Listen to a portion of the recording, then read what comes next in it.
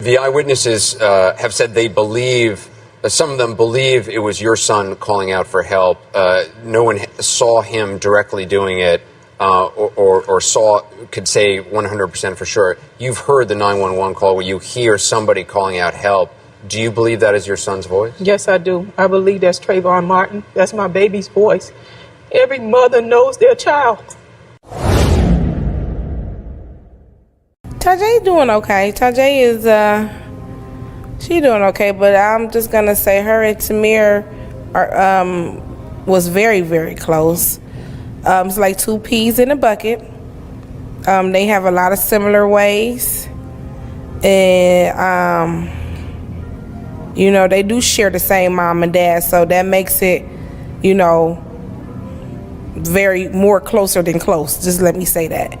And she just told me that she didn't know what she was going to do without her brother. Joining us now from St. Louis, Michael Brown's mother, Leslie McSpadden, and family attorney Benjamin Crump in an ABC News exclusive. We want to say good morning to you both, and thank you very much for being with us. Mr. Crump, let me ask you this. What has been the reaction from the family with these results that are now known?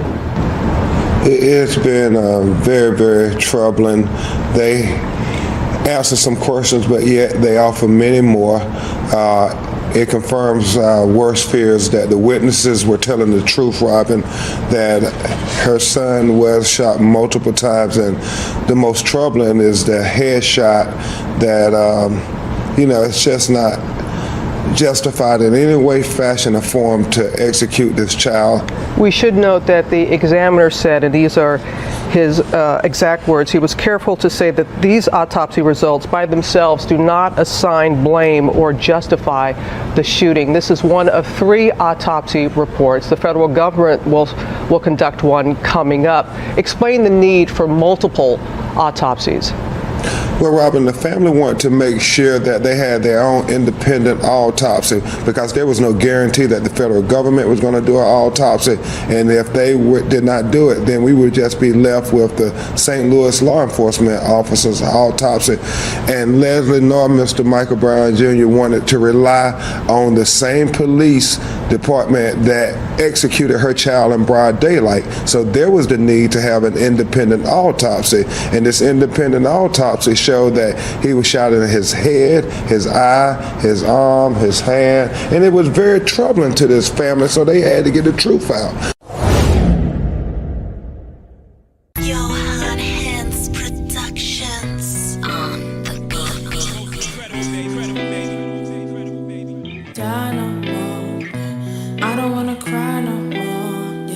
I don't wanna die, oh Lord, yeah. I don't wanna cry no more, yeah, yeah. I don't wanna cry no more, yeah. I don't wanna die, oh Lord, yeah. Thank God I'm alive, yeah. I gotta realize that I can't rely on them yet, no lie. But I'm trying to make a way out, yeah. I'm just trying to behave now, following the laws, that's the way out. Yeah, trials and tribulations of a slave now. Wanna be the one to say I'm happy that I came out. Yeah, light of pestilence and earthquakes. Yeah, Jerusalem is where I claim my birthplace. Check the signs and the times for the flee now. The ending crisis coming, that's the worst case there. Shed tears for the ones that will stay here. I don't really wanna stay here. Now I don't wanna die, but I am gonna cry for my people that will stay here. I don't wanna cry no more, yeah. I don't wanna die, oh Lord, yeah. Thank God I'm alive, yeah. I gotta realize that I can't rely on them, yeah, no lie. Look, I don't wanna cry no more, yeah. I don't wanna die, oh Lord, yeah. Thank God I'm alive, yeah. I gotta realize that I can't rely on them, yeah, no lie, yeah. House of bondage be coming from out the slave route. Kingdom of heaven's the way to enter the main route. But going through it with family. The problems they handed me, I can't be. The truth is hurt for my family. The situations is critical. The great tribulation is coming now, it's getting physical. And also it's spiritual mark.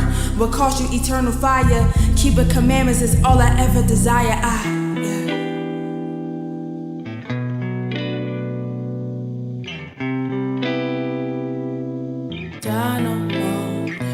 I don't wanna cry no more, yeah. I don't wanna die, oh Lord, yeah.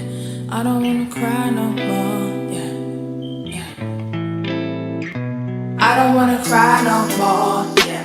I don't wanna die, oh Lord, yeah. Thank God I'm alive, yeah. Gotta realize that I can rely on him, yeah, no lie. And everybody need to wake up, yeah. I tell you how I shot to come back, yeah, he really need to come back. We gotta live righteous, yeah, how it said repent to keep the law, we should come back. Okay, we got another chance to do right. I wake up in the morning, thank my Father for my life. I thank you for your son that came and died, shedding blood. The only one protecting me and always show me love, yeah, show me every day. Shed tears for the ones that will stay here. I don't really wanna stay here.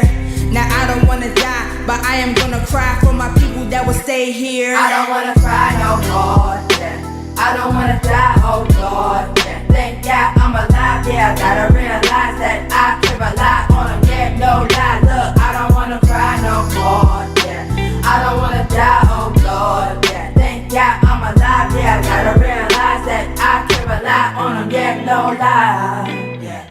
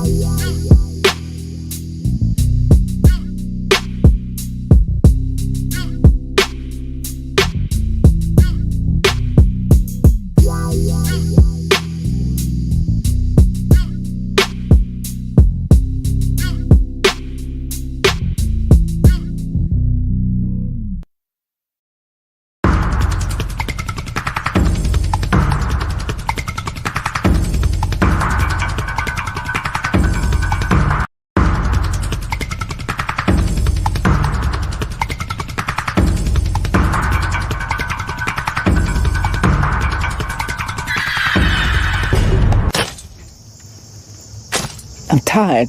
I've been on this plantation all my life. I've been enslaved all my life. I'm tired of being pushed and pulled. I'm tired of the master doing his bidding. I want to leave.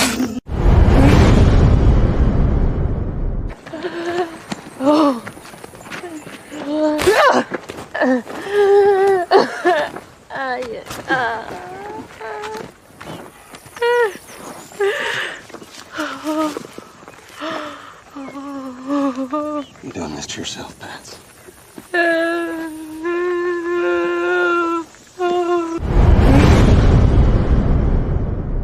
You know why we're not afraid? What? That he's great in turban.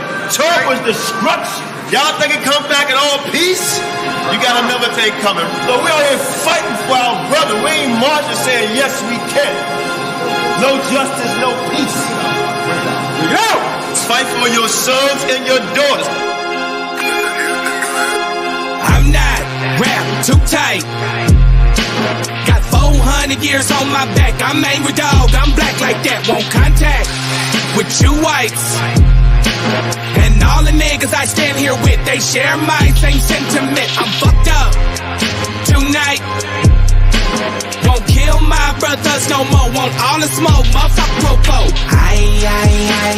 This is my battle cry. Oh! Isaiah 14:21, that ancient version of that gun that swore. They stole our name, they stole our shit. We real Judites, motherfucker Jewish. We lords. Generals, arm your soldiers. We fight tonight like we supposed to. They inherited lies. I'm referring to all whites. I'm referring to riches, white privilege given through genocide. And they gotta pay for that. God say Jacob gon' take it back. I cry aloud, I spare not. This good bread, my sharecrop. This lily grew through concrete. We march to our own drum beat. We the chosen. No inclination to kick it with y'all. Raise Babylon to the ground, then watch it fall. Obadiah said you'll be wiped up for theft. These are just words, worry about what come next. It's for Negroes, Latinos, we better than all, not equal. My natives no red dot that feather. Me primo be smooth like that leather. Until it's time to bring the war dogs out, put the headdress on. War paint and I'm not wrapped too tight.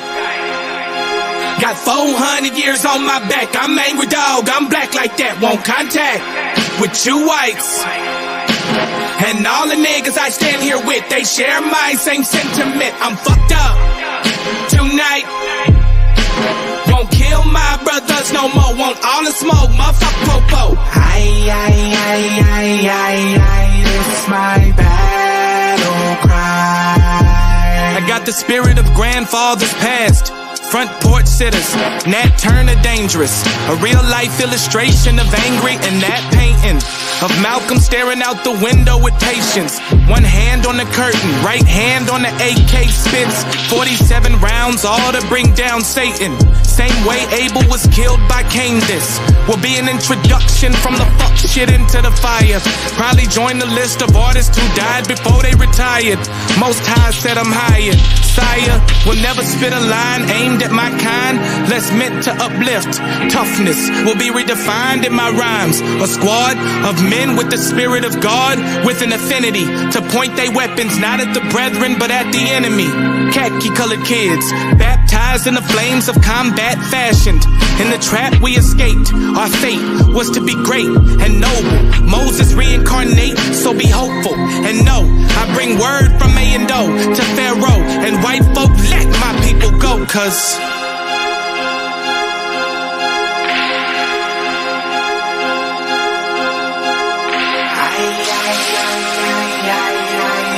my battle cry.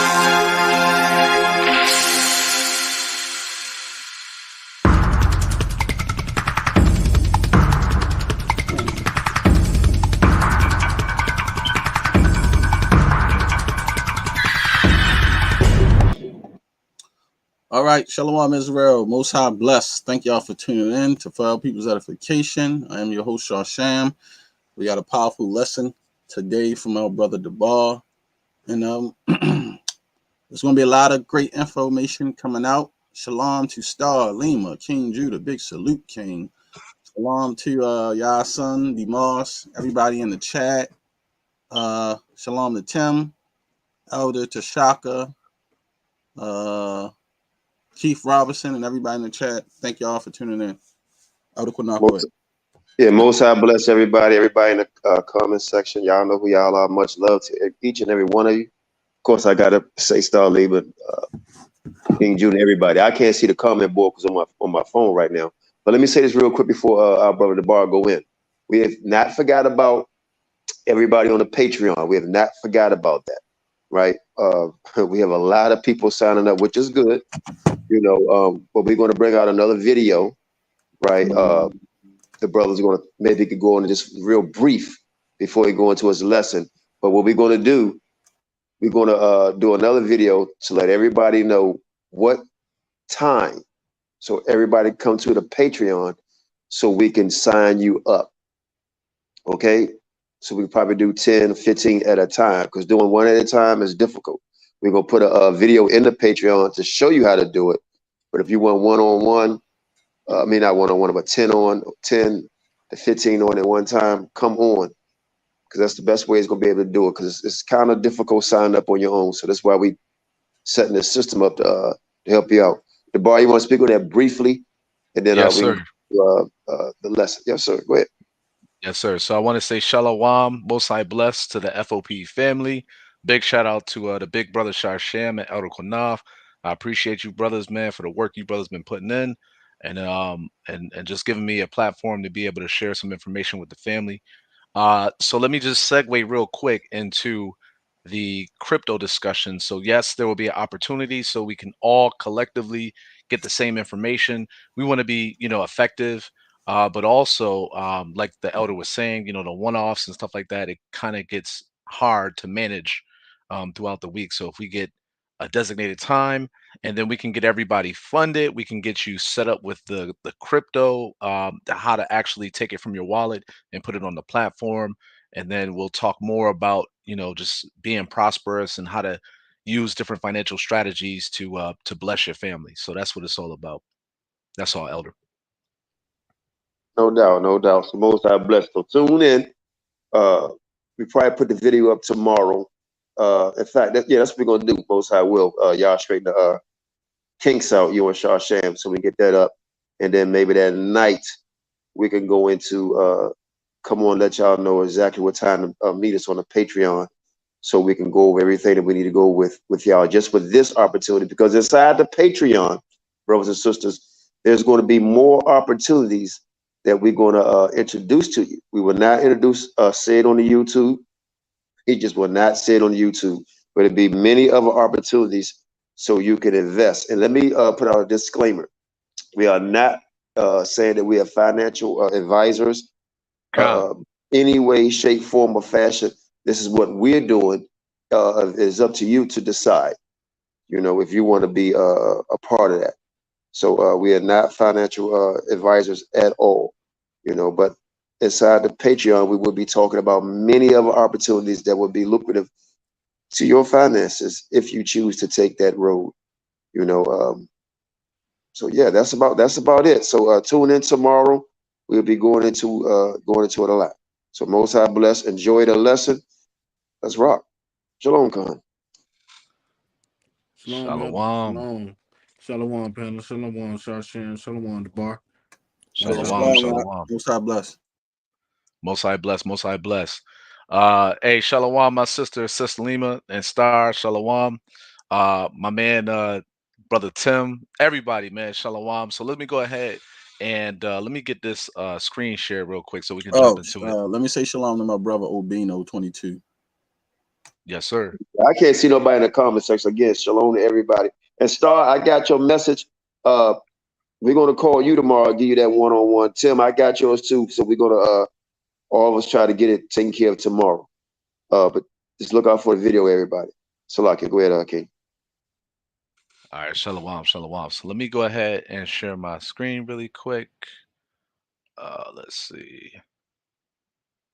There we go.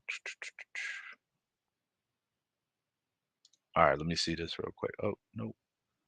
That's the wrong screen. Hold on 1 second. Bear with me, family, real quick. There we go. That's the one I want. All right. Let's get confirmation real quick that everybody can see my screen.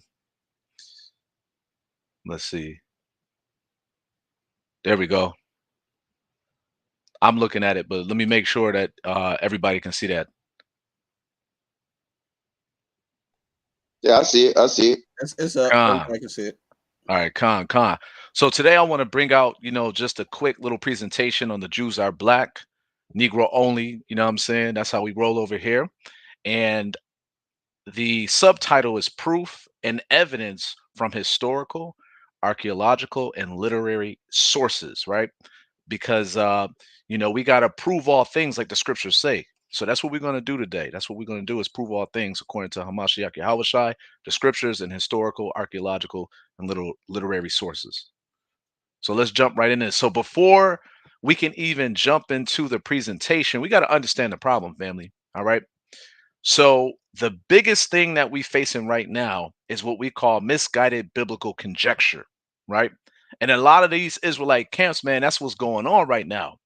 So I put a post, Salakia. I put a post up in Facebook basically giving people the warning, you know what I'm saying? Because the scriptures tell us to give the warning. So real quick, I'm going to read the post and I want you to kind of look at this real quick. So it says, these Israelite leaders have failed us. What was once a true black only empowerment movement is now a Gentile non-Israelite integration movement. And that's how they rolling, man. What you see, matter of fact, earlier in the week, the brother Shabar had went out, you know what I'm saying? He went out and he saw a He Mamzer swung camp. the sword, man. Yeah, that brother was in the spirit, man. So shout out to that brother. Spirit. Yeah, that brother was in the spirit big time. So again, what we starting to see is these Gentile integrated Mamzer camps. And again, we are out here to give our people the warning because we love our people and we don't want them to go off. You know what I'm saying? Because look what happened to us. Look at slavery. Slavery was disgusting, man. That thing was awful, gruesome, the things that happened to us. And can you believe that there's still leaders teaching Torah, still allowing you to go into sin, or still kind of having a doctrine that that basically encourages people to do what's against the laws? So that's why we got to go out here and bring this information out and bring it forward. So real quick, I want to segue into everyday precepts, right? So for brothers that and sisters that never been in a camp, this is something that you get introduced to, especially the brothers. The brothers specifically. Hold on 1 second, DeBar. Yeah, go ahead. Please like the video, family, and please share the video. Thank you. I appreciate it. Shalom. Con. Definitely share and like the video for real. So these are everyday precepts. They got something what you call precept packet, right? Precept packets, right? So every camp, this is something that you get introduced to when you first kind of join a congregation, so forth and so on. So we're going to go through each of these because, again, it's pretty simple. When you look at the scriptures, when you look at the Bible and you read it, and then you get a little bit of history, it's clear who the Israelites are. It's clear who the Jews are, right? So, Brother Kahan, can you give me Jeremiah 14:2? It's on the screen. Can you read that for me, King? Jeremiah 14:2. Judith mourning, the gates thereof languish, they are black unto the ground, and the cry of Jerusalem is gone up. So the Bible is saying that they are black unto the ground. Now, some of these camps now is kind of remixing that scripture to say, oh, that was the condition. But that's okay. Let's get Jeremiah 8:21. What do you got for that? Go ahead, King. Read that. Well, that is actually talking about skin color, because the Hebrew word black there is shakor. And shakor means black or dark skinned, or I think it means swarthy too. I got to look it up again in the Hebrew, but it is talking about skin complexion. Okay. Go ahead, King. Jeremiah 8:21. For the hurt of the daughter of my people am I hurt. I am black. I am what? I am black. Say that one more time. I am black. Okay, read on. Astonishment had taken hold on me. All right, go to the next one. Solomon chapter 1, verse 5. It's the book of Song of Solomon, chapter 1 and verse 5. And it reads, I am black, but comely. O ye daughters of Jerusalem, as the tents of Kedar, as the curtains of Solomon. So again, these are basic precepts that you're going to learn anytime you go into an Israelite school or Israelite camp. These are basic precepts. And matter of fact, what you'll see is when they out on the streets teaching, or when we out on the streets teaching, right? These are scriptures we bring out. Oh, so right? Because let me correct myself. I apologize. Jeremiah 14:2, the word is kadar, and it also means to be darkened or dark colored. That's what it means. Jeremiah 14, Slakia. But I think it means black too, but it still means black, but it refers to being darkened or darker or dark colored. But go ahead. Khan. Absolutely, King. We appreciate that. All right, continue on, Brother Kahan. Give me Job 30:30. Job chapter 30 and verse 30. My skin is black upon me. No, your skin is white. My skin is black upon me. Uh-huh. And my bones are burned with heat. Again, so these are basic precepts. Right now, we just kind of going through the introductory process before we get deeper into this presentation. I'm just showing you that these are basic precepts that every single Israelite school, when brothers go out to teach, they bring out. You see what I'm saying? So how do you have a doctrine that is in conflict with what the scriptures are saying right here? That's the major point we're making. Now let's get the last one real quick. Acts chapter 3. Actually, we got Lamentations 5 and 10. So let's get that one real quick, Brother Kahan. Kahan. This is the book of Lamentations, chapter 5 and verse 10. Our skin was black like an oven because of the terrible famine. It said our skin was what? Black.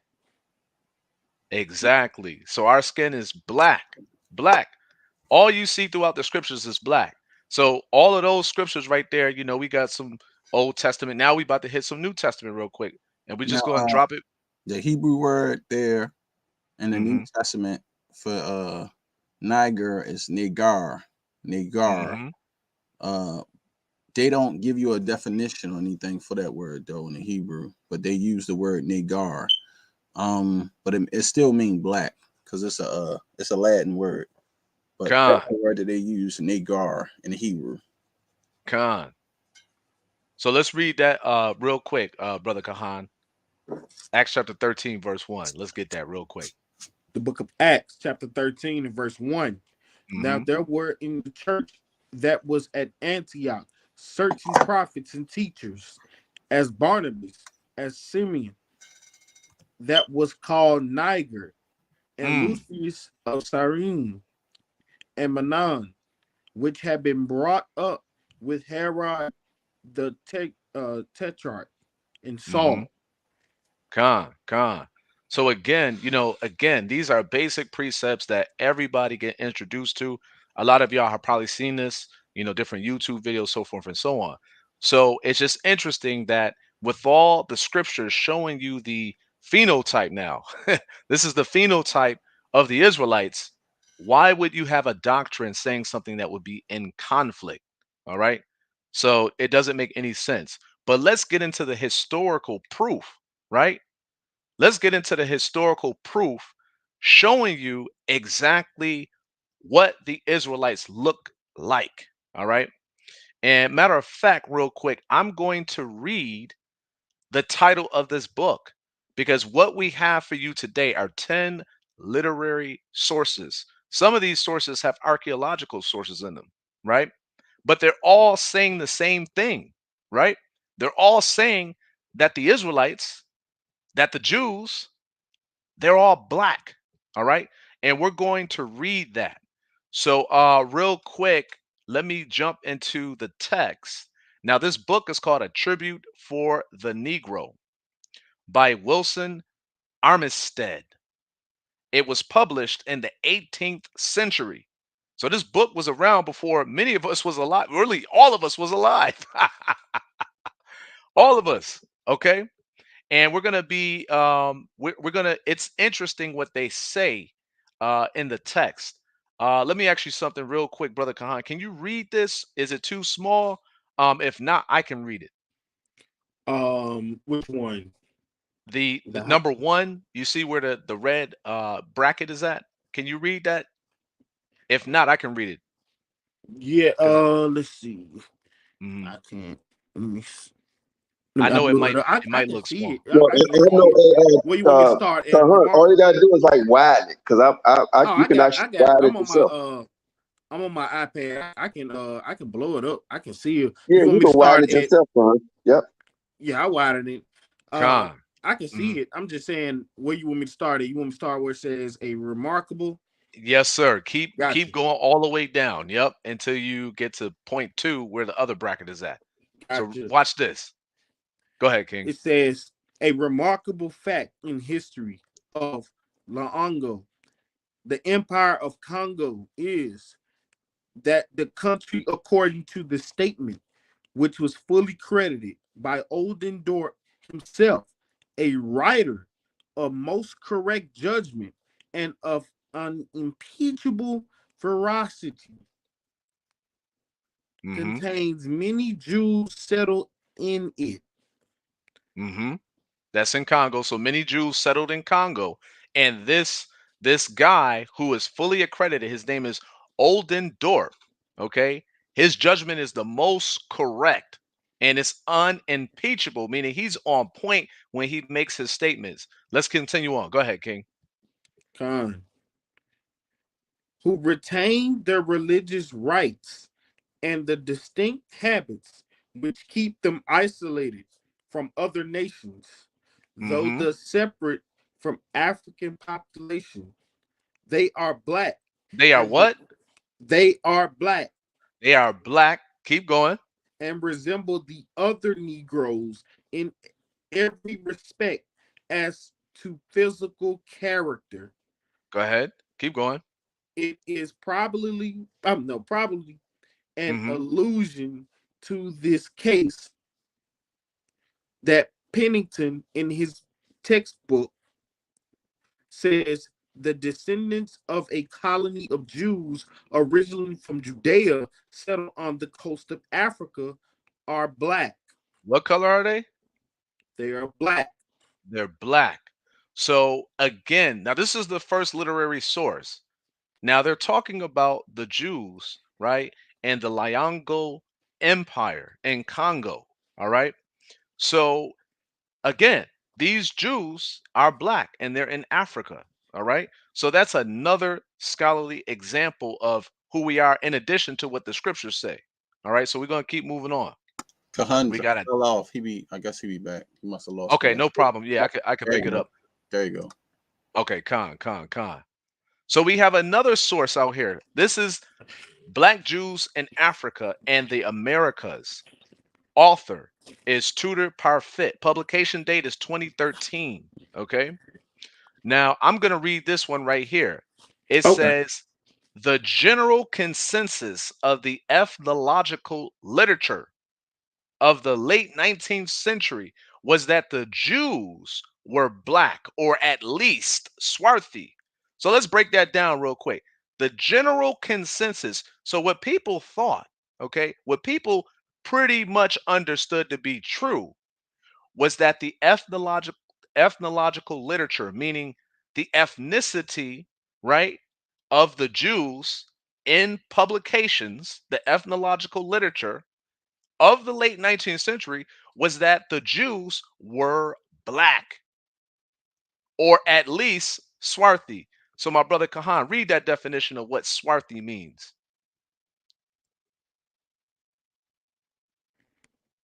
Swarthy. Swarthy, an adjective. Dark skin. Dark skin.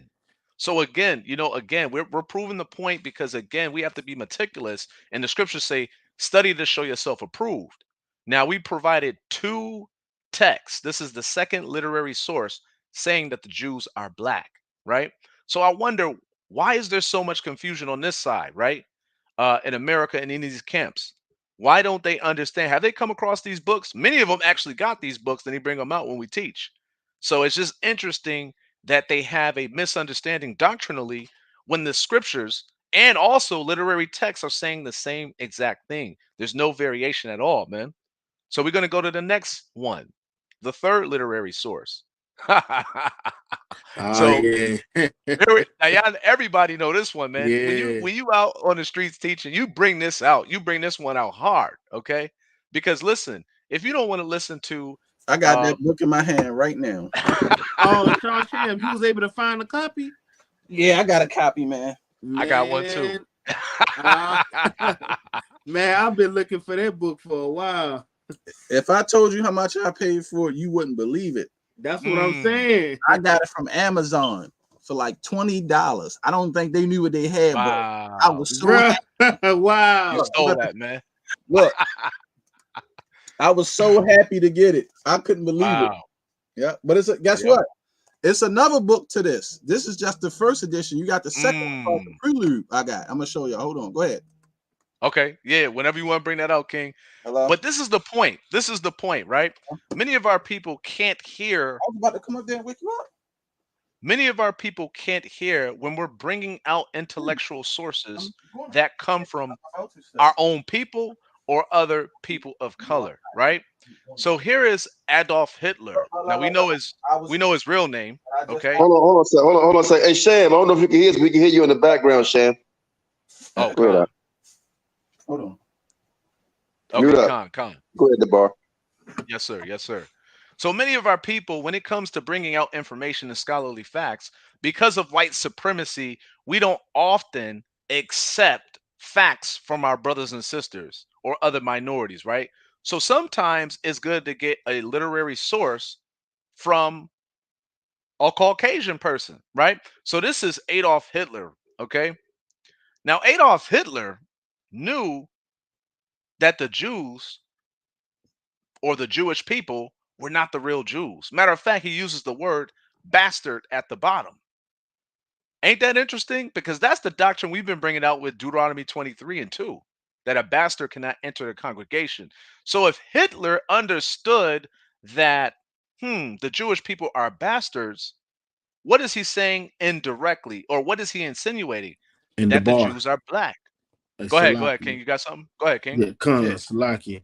We gotta understand. Hitler was what he was trying to find what the master race or that's whatever. right. He was That's right. he was so heavy on the master race. So already know Yep. he understood. Hitler knew who to mess with. Exactly. And Hitler was trying to create a pure Aryan white race with no Negroid influences. So, what is he saying right here? If you really can read in between the lines, Hitler knew that the so called Jewish was an imposter, and he knew that the Negroid race was the real Jew, and they were Negroid. That's another byword for black. All right. So again, this is the third literary source. So a lot of this information, just like Sharshan brought out, a lot of these elders, man, in these camps, they got these books. You know what I'm saying? So now you got to really question, why do you have the doctrine you have? Maybe it's about money. You know what I'm saying? Maybe that's what it's all about, getting your wallet fat. You know what I'm saying? So let's go to the fourth source. And And again, before you this go to is the fourth, and before you go go ahead, to go the ahead. fourth source, let me say this: we at FOPE do not support no damn Adolf Hitler and the things that he done to people at all. We don't support that shit at all because he didn't like Absolutely. Yo, he I did was he did just about to he say did something. yeah, he didn't like blacks either. Look what he did to Jesse Owens. You know what That's I mean? right. So he was a bigot and a racist, right? But he knew who we was and who we are. Go ahead. That's right. That's right. Go That's a ahead. very valid point. And I just want to, for those who may be trying to find this literary treasure, okay, the way to look it up, it's called Time Life Books, and the publication date is 1980. Now, I didn't put the title in there because it's probably offensive, but the title is called The Nazis. And at one time, they were decorated and celebrated. And, since then, things have changed. But absolutely, we don't support anything that Hitler was about. And we're just using this as a literary source to prove the point that the true Jews are Negroid and they're black. So we're going to move on to the next literary source. All right. So this right here is Eboo's, right? Hebrew exiles from Israel. Amazing facts and revelations, right? And let's get the author, Professor O. Alizi, publication date 1980. Okay. Now, what I want you to do, Kahan, I want you to start where it says number 1, the first arrow. Read that, just read to the first sentence and then drop down to where it says number 2. I got you. All Yes, right. sir. Appreciate you, King. Come. All right, this is chapter 7. Jewish origins of the Igbos. Perspective from history and divine revelation. This is from this book, Igbos, Hebrews and Exile from Israel, Amazing Facts and Revelations by Professor O. Elanazi. The first British explorers who met the Igbos of Nigeria were quick to identify them as a branch of Hebrews. So stop right there. The first British explorers, they were quick to identify them as Hebrews. Okay. So they already knew. Okay. They already knew. Oh, there go the Jews right there. We dealing with them. Keep going. And so simply referred to them as Hebrews, Hebos, Ebos, and later Igbos. And I heard that before, brother. Yep. That Yep. Igbo is just Hebrew. They're just saying Hebrew. It's I all heard that. it's broken English and a derivative of the word Hebrew. Yep. That's all it is. Mm-hmm. That's all it is. And So then jump down. yeah, jump down, but yeah, jump down to that, and we're gonna address this who's being sold, because we got to tie in the dot. All right, because our people, we all understand that we came from West Africa, but it's interesting. We all came to the Americas enslaved, right? And we all looked one way. There was a homogeneous society, meaning one ethnicity. It wasn't a bunch of ethnicities. It wasn't a bunch of different, races. It was just one race. All right. So read number 2 real quick, and we'll continue on. All right. Number 2. The corrupt version of the English word Hebrew remained unnoticed or was deliberately allowed to remain unchanged, even when noticed by the British authorities, so as to serve as a mark of the derogatory distinction between the European Hebrews, who are mostly whites, and the Nigerian Hebrews, who are mostly blacks. And henceforth, That's all good the right there. oh, cool. That's good right there. So they left that in as a derogatory distinction, right? Because when you stealing someone's identity, right, you got to kind of know how you kind of perpetuating the fraud. You see what I'm saying? So they got to keep up with their lies throughout time. And that's how they did it. They had a derogatory distinction. But notice the Hebrews or Ebos, right? They are mostly black. Now, don't trip up on that word mostly, because that's just letting you know that some of our people, whether they, have certain skin conditions, some of us can have what they call albinoism. All right. But again, what it's saying is the Ebus, right, are black. Now look at the highlight, the word Hebrew, and then look at the slave auction or the slave to be sold. Find Hebrews. So when the original auction blocks would advertise a Negro slave, they oftentimes use the word Hebos. You see what I'm saying? So again, we're tying identity back with phenotype. And again, this literary source is saying the same thing, that they're black. Again, okay? It's So a lock, yeah. I go just ahead, want to make King. a quick Yeah, jump point. in. Jump in. Just one quick point. Where was the Native American and the hmm Mexicans sold? Where was they? Where was the Exactly. Mexican sold for $3? We got three Mexican uh uh spick women for sale. We got $5 Indian for sale. We don't see that Right. on we. I'm using these terms for educational purposes and just, hmm just showing that they never you never seen any source that had them on there. That's why we see in second Esdras they have to use that loophole to try and say, look, well, yeah, they came over and they was already here. So they're hmm indigenous, so they're already here. That's how they including it. So whoever created that lie, that was, man, the greatest lie ever told. Cause that right there, hmm it don't make a lick of sense. And Right. that's all I wanted to say on that point. King Khan. Yeah, I mean, if you stealing someone's identity, you want to make it hard and impossible for them to understand who they are. And so that's why there's so much there's so much what you call conflict literature out there, and it's meant to trip us up. All right. But again, the spirit of Ha Mashayach Yahawashi has been on certain brothers, and and so that truth has come through, and all praise to the most high, man. We thank him for the people that the most high endowed to put this wisdom on. You know what I'm saying? So let me go to this fourth verse real quick, so we can keep going real quick.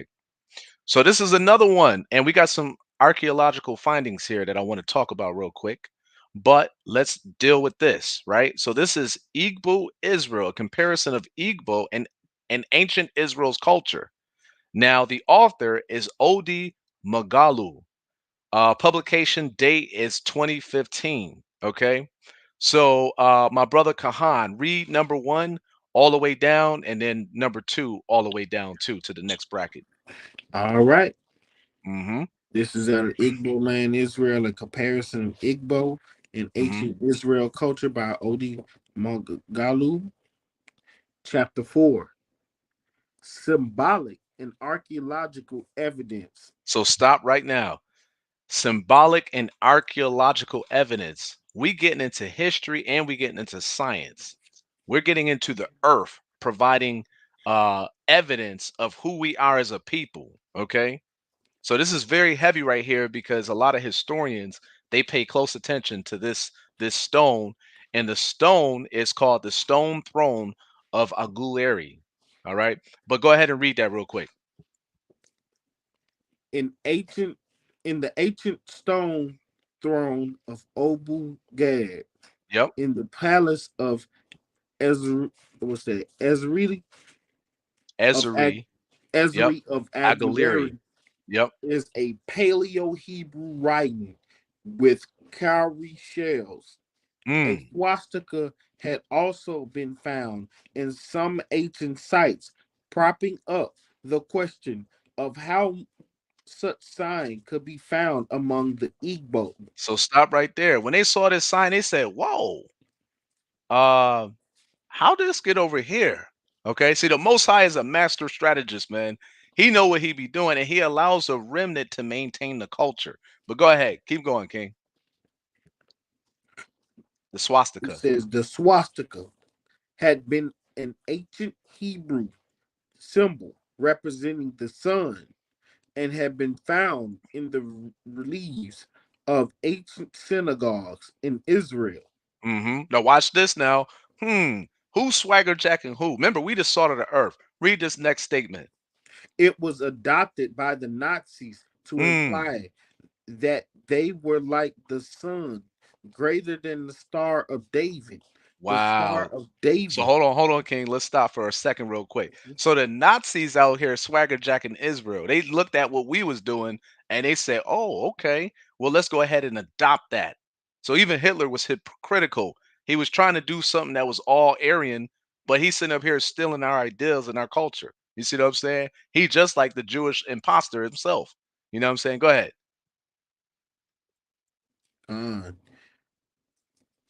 This Star What of was David. it? This Star of David in solid bronze became a British archaeological excavation in Aguilera, 500 feet below ground in 1917. Wow, look at that. They found the Star of David, okay?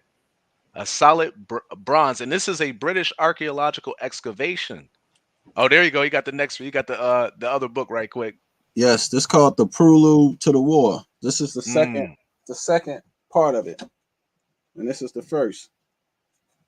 Germany Nazi. Same Mm. people. A lot Dang, of people don't know about the second one. Sashem lucked up. Yep. Yep. So that's a heavy point right there. But King, segueing right back, this indicated, can you pick up from right there, brother Kahan? I got you right here. What was it?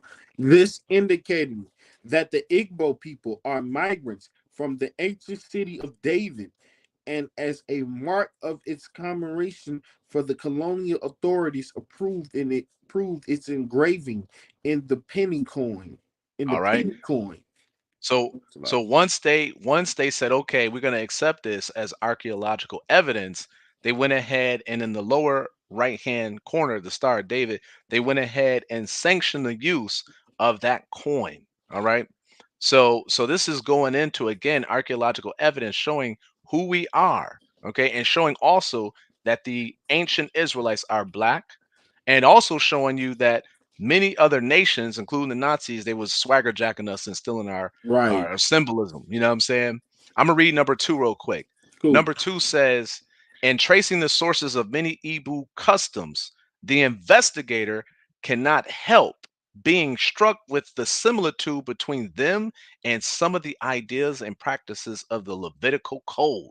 He's saying we keeping the laws. That's all he's saying. You know, Esau likes to be very lofty with words and he likes to pontificate. But listen to what he's saying. He's saying, hey, some of the ideas and practices of the Levitical code, they were actually similar to the Ibu customs. The people are intensely religious, and that's a direct source from someone you can look up, Reverend George T. Badston, in the notes of the Ibu country and the Ibu people, Southern Nigeria, the Geographical Journal, volume 39, number 3, March 1912. So that's a literary source right there. Can't argue with history right there. And they already did the research. So let's keep on. Let's keep on. That's number 5. We got 5 more left. So 6. So now we got another Edomite source real quick that we're going to use. Henry Kissinger. All right. And this publication was done in 1969 when he gave a memorandum to President Nixon at the time. All right. I'm going to read the first part, and then Brother Kahan, I'll have you read the second part. So this is what his direct quote is. He says, the wandering. Now, interestingly, this is 1969. The state of Israel was made in around 1949 or whatever the case may be. Around that time, I might be off a few years. But they already knew, while he's publishing this, they already knew who the real Jews are. That's why I'm trying to give you some historical context. So he's publishing this to Nixon, but they're perpetrating a fraud in the state of Israel as they're publishing this. This is ridiculous, y'all. This is crazy. Okay. But he says the wandering Jews of West Africa, gifted, aggressive, westernized, at best envied and resented, but mostly despised by their neighbors in the Federation. Now, this was published in what they call the Foreign Relations Document, Volume E5, Documents on Africa. Okay. And this also was attached to the memo that was sent to President Nixon. So, number 2, real quick, my brother, can you read that? During the slave trade? Start up there. Okay. During the slave trade, Igbo slaves were known to be the most rebellious.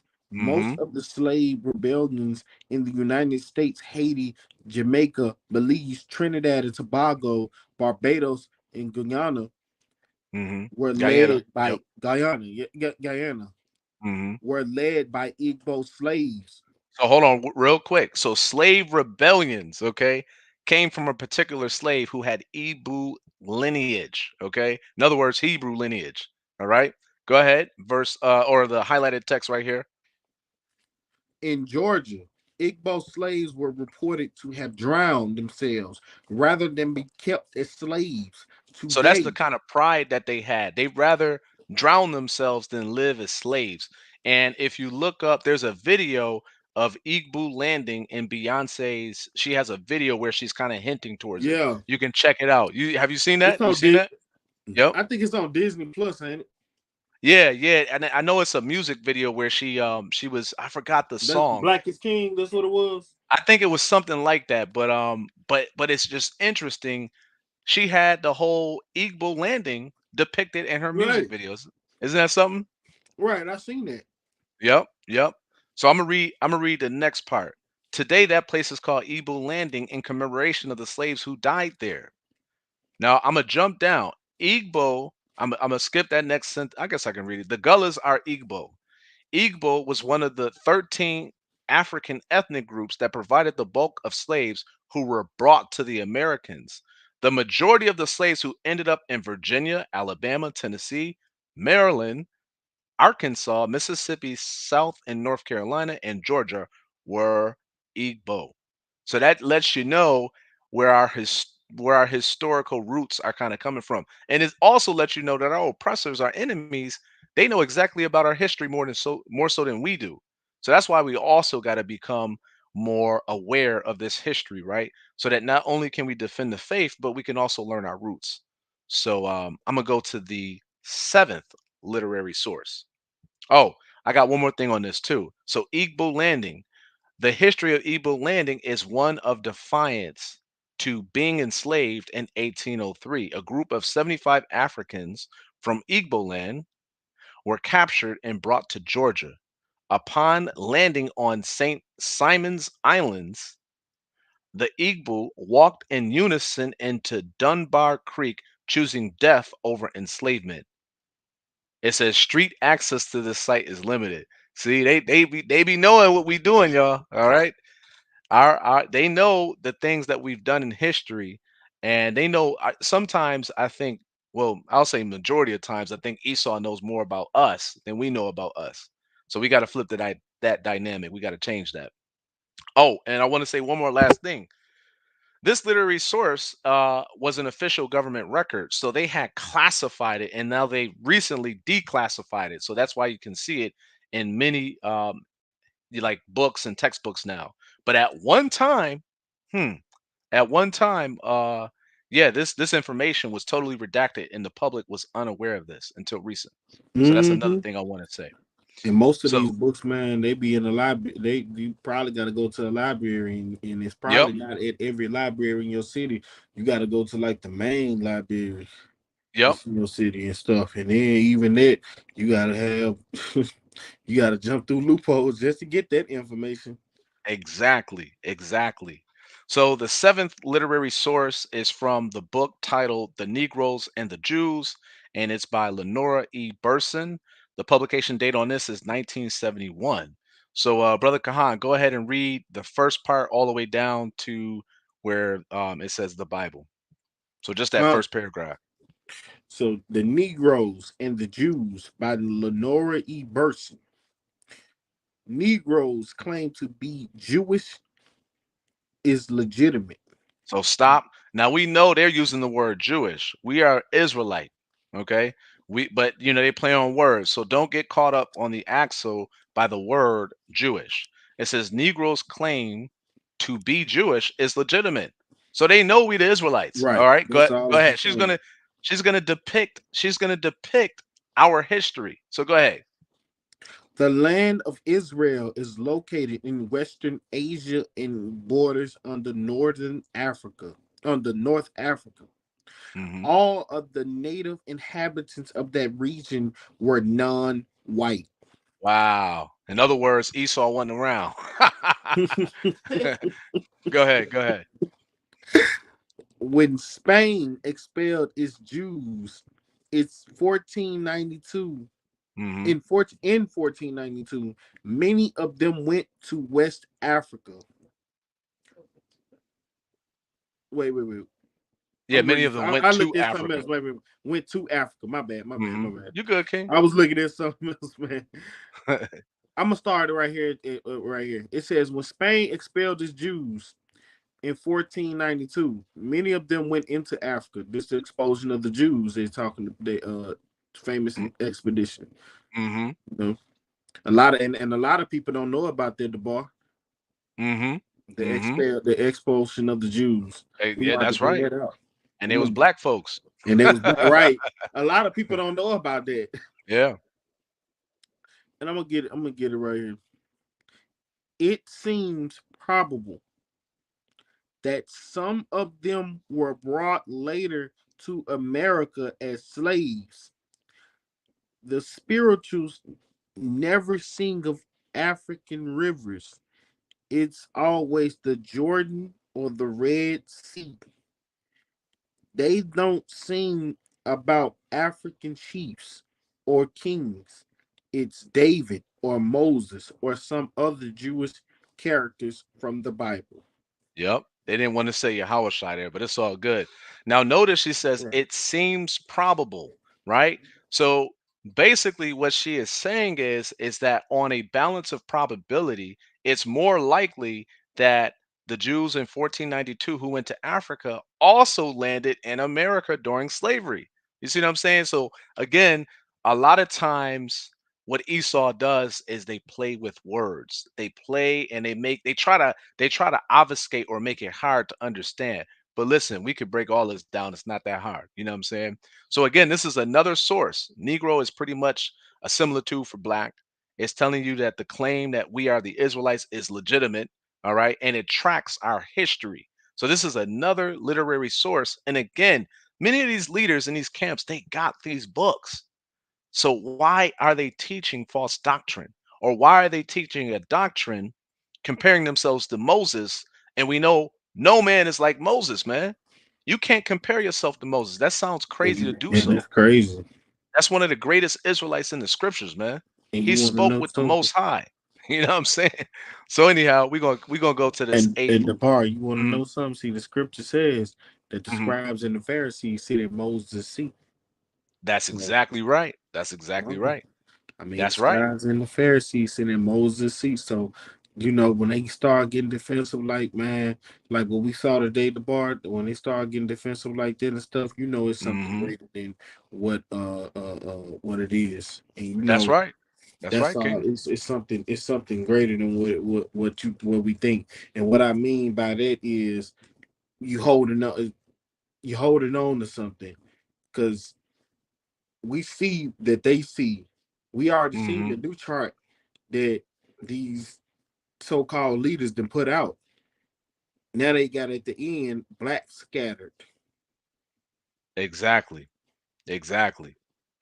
But yeah, Exactly. But Yep. let's No, get to that's the eight. Oh, you can go ahead. yeah. So this is Israel at the Apopmatox, right? So I've seen this book before. Yep. This is a very popular book because it Yep. talks about an archaeological finding in Virginia called the Free Blacks of Israel Hill. Still there today. You'll see many brothers out there visiting this place because this is an ancient relic to the Israelites. All right. So I'm gonna go ahead and read this, and then I'll read some of the other text from the archaeological finding at Israel Hill. All right. So it says the Black Israelites. I'm gonna stop and say that again.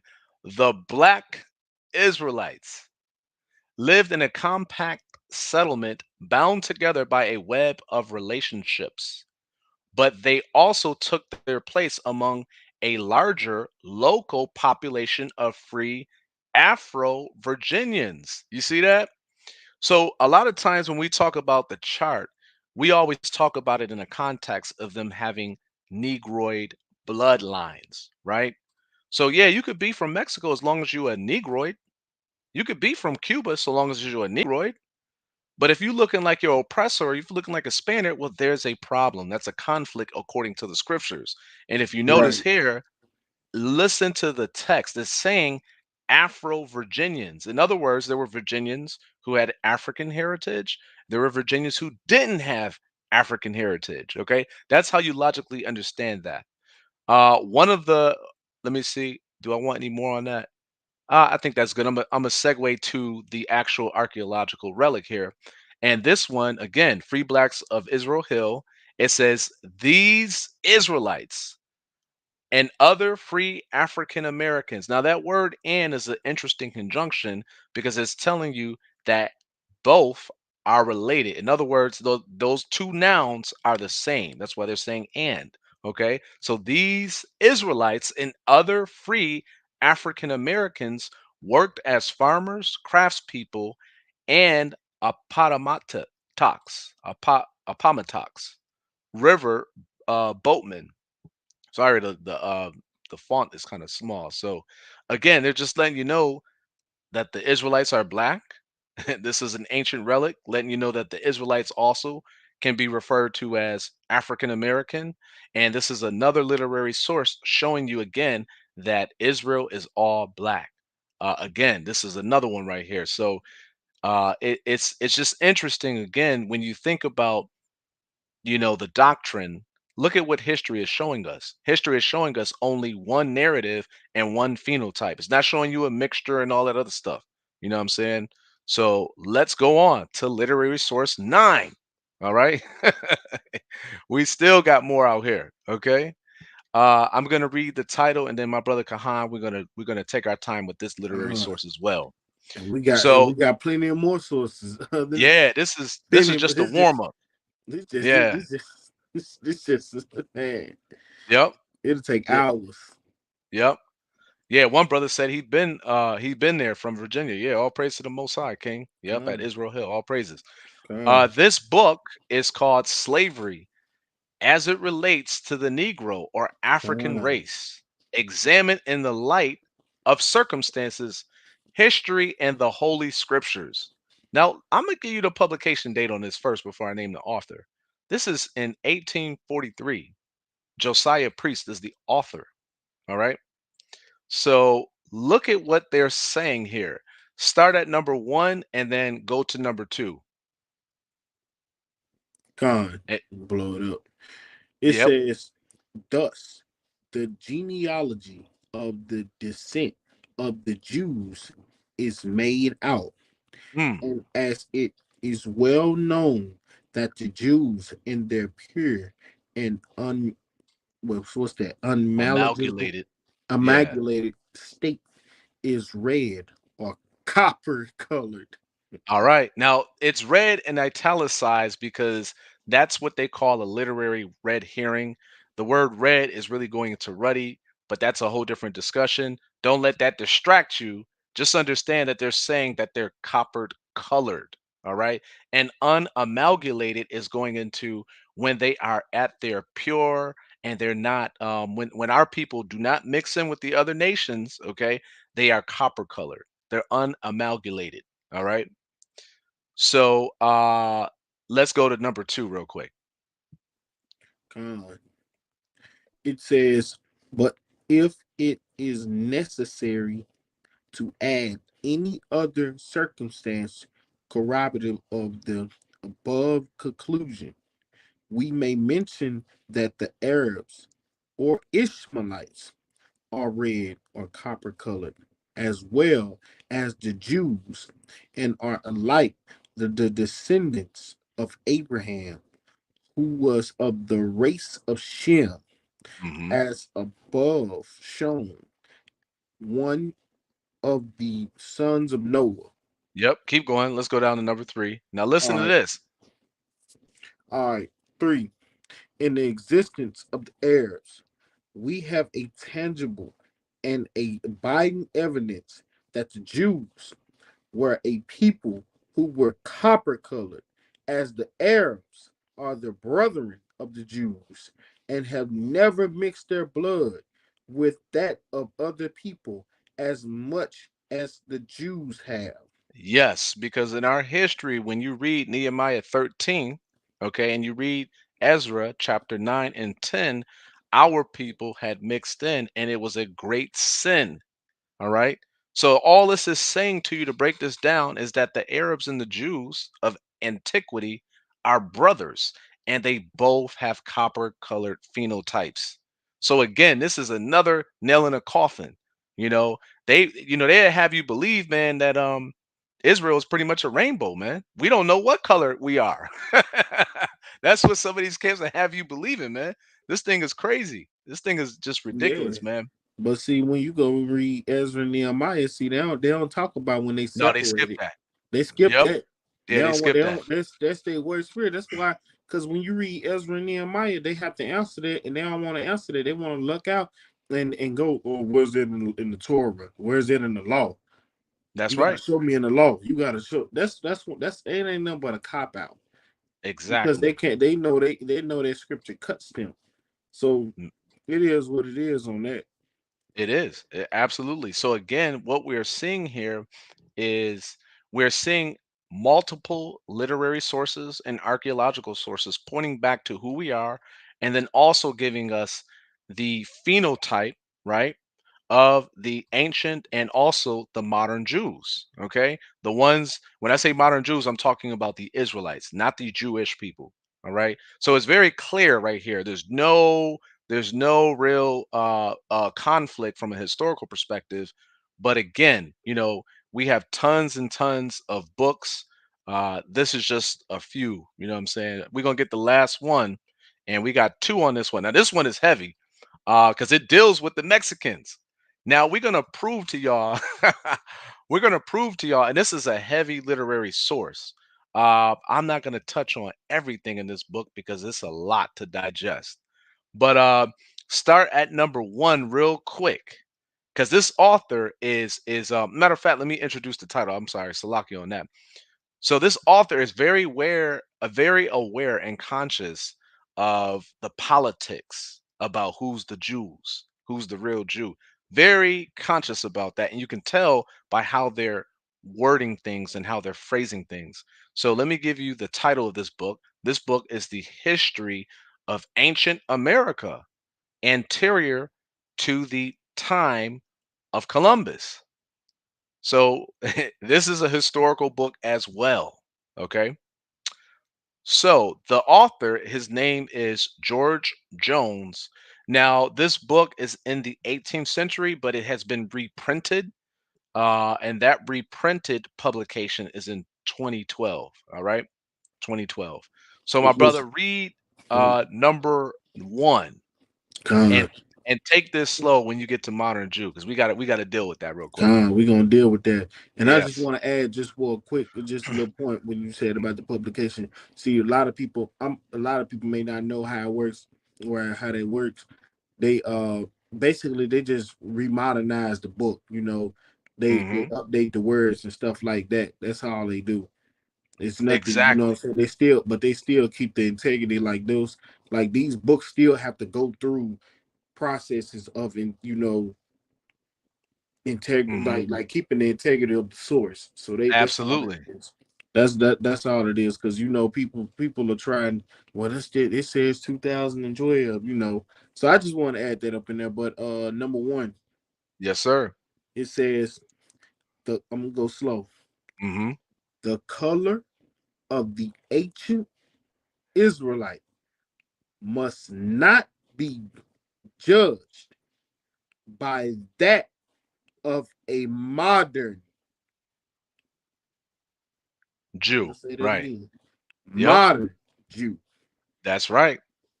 So I'm gonna read this again. The color of the ancient Israelite must not be judged. Now, why are they saying that? By that of the modern Jew. Because history tells a different story than the new modern narrative. Okay. So let's go to number 2 real quick, where it says, I'm going to read this. For various climates, local circumstances, and confined habitations have given the latter a dark, heavy, swarthy countenance. What are they really trying to say? They're saying that the ancient Israelites were dark skinned. And when did this book originally come out? This is a 18th century book. 18th century. So again, These ain't our words. these ain't our words. These are people who predate all of us. Okay. And let's understand something. These people had boots on the ground. So our opinion in this discussion don't matter. You know what I'm saying? Unless you have historical proof, everything else you're saying is basically what they call an inference. It's not even Right. educated. You see what I'm Right. saying? So let's keep going with this real quick because I want to get to the meat on this next. Again, we're still dealing with this 10th literary source. I just happened to change the page, if you will, or the slide. Now watch this. Again, the same author, George Jones, reprinted in 2012. This is what he says. Okay. Now he's juxtaposing the ancient Israelites who were identified in America with the Mexicans, right? Who they call Mesoamericans. Okay.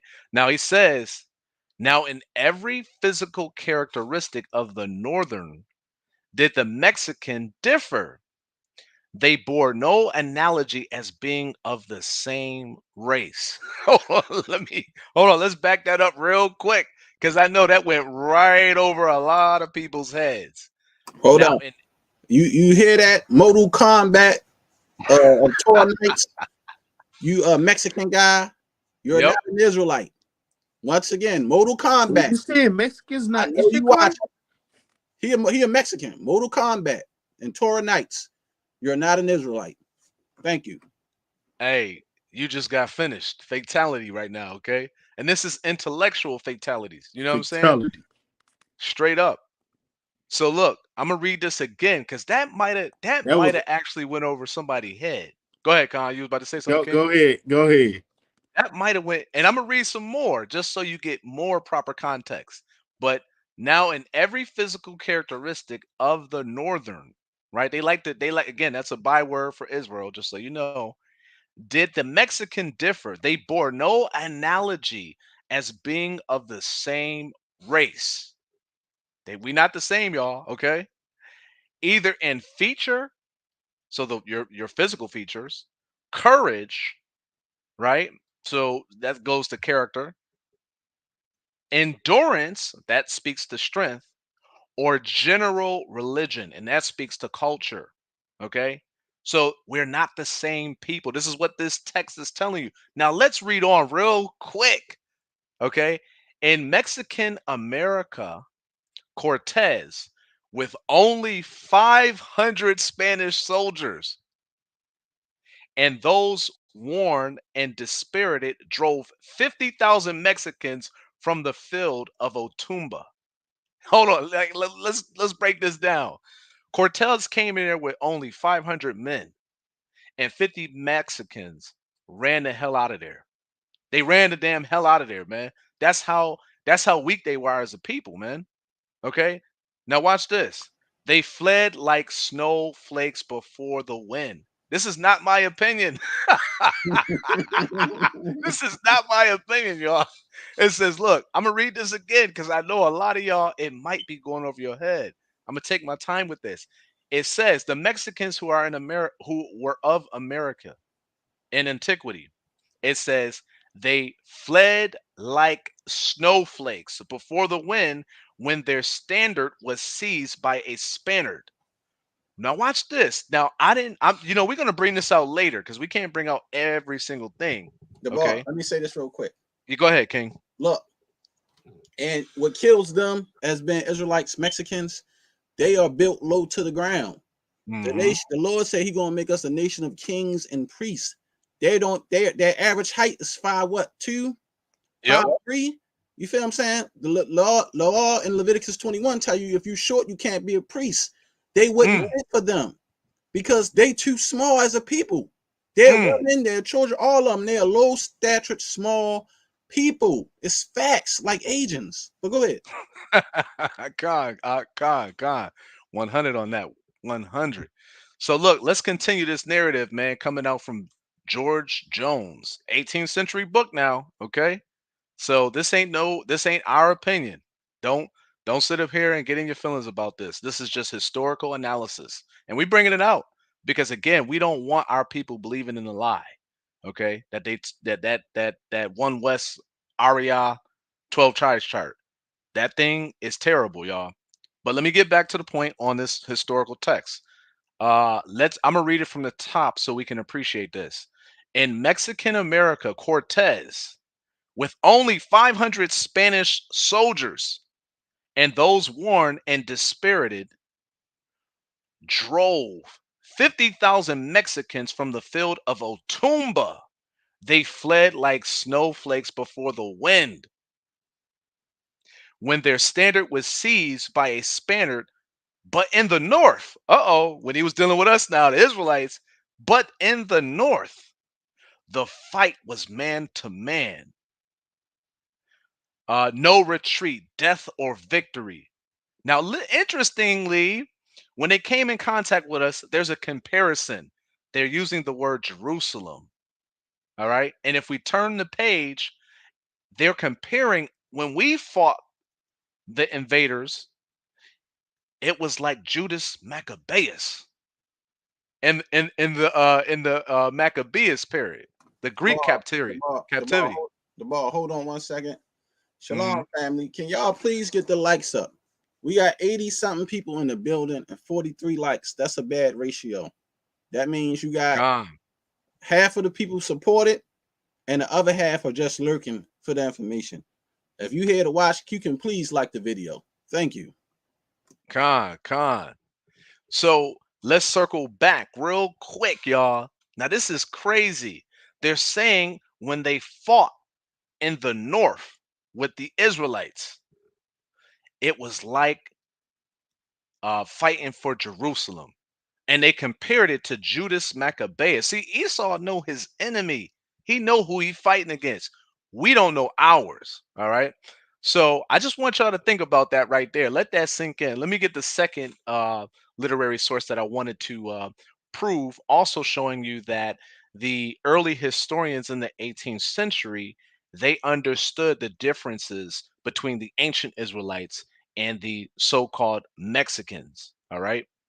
So this is the second source, and it says this: some of the Mexican nations worshipped idols and knew not God, for they sacrifice human beings to propitiate their savage deities. Look what he's saying. He's saying that they were so savage, they were so low vibration that they went and they killed their own people and did a human sacrifice to savage deities. In other words, idols, gods, lowercase g, who don't even exist. Man, this is crazy. Not so the noble northerns. There go that byword. They worship the one God who declared to the first lawgiver, thou shalt have no other gods before me. And their only human sacrifice is the invader of their lands and birthright. So that right there is showing you that there was a difference, even in America, between the ancient Israelites and the so-called Mexicans. So I'm gonna stop right there. I do have more, but I don't want to blow your head off with what we got to reveal on a later time. And plus, we got to hold some of this because we're going to be doing some stuff with Sonetta and some other groups as well. So I'm gonna stop right there. But I appreciate this opportunity. Sharsham and Elder Qanath and Brother Kahan, I appreciate you letting me No read it problem. and going with a brother on this. No problem, no problem. Oh dang, he jumped off. He might have jumped off by accident. But yeah, family, shalom. What do y'all think of the presentation that our brother Debar just showed to the people? A lot of good info he brought out.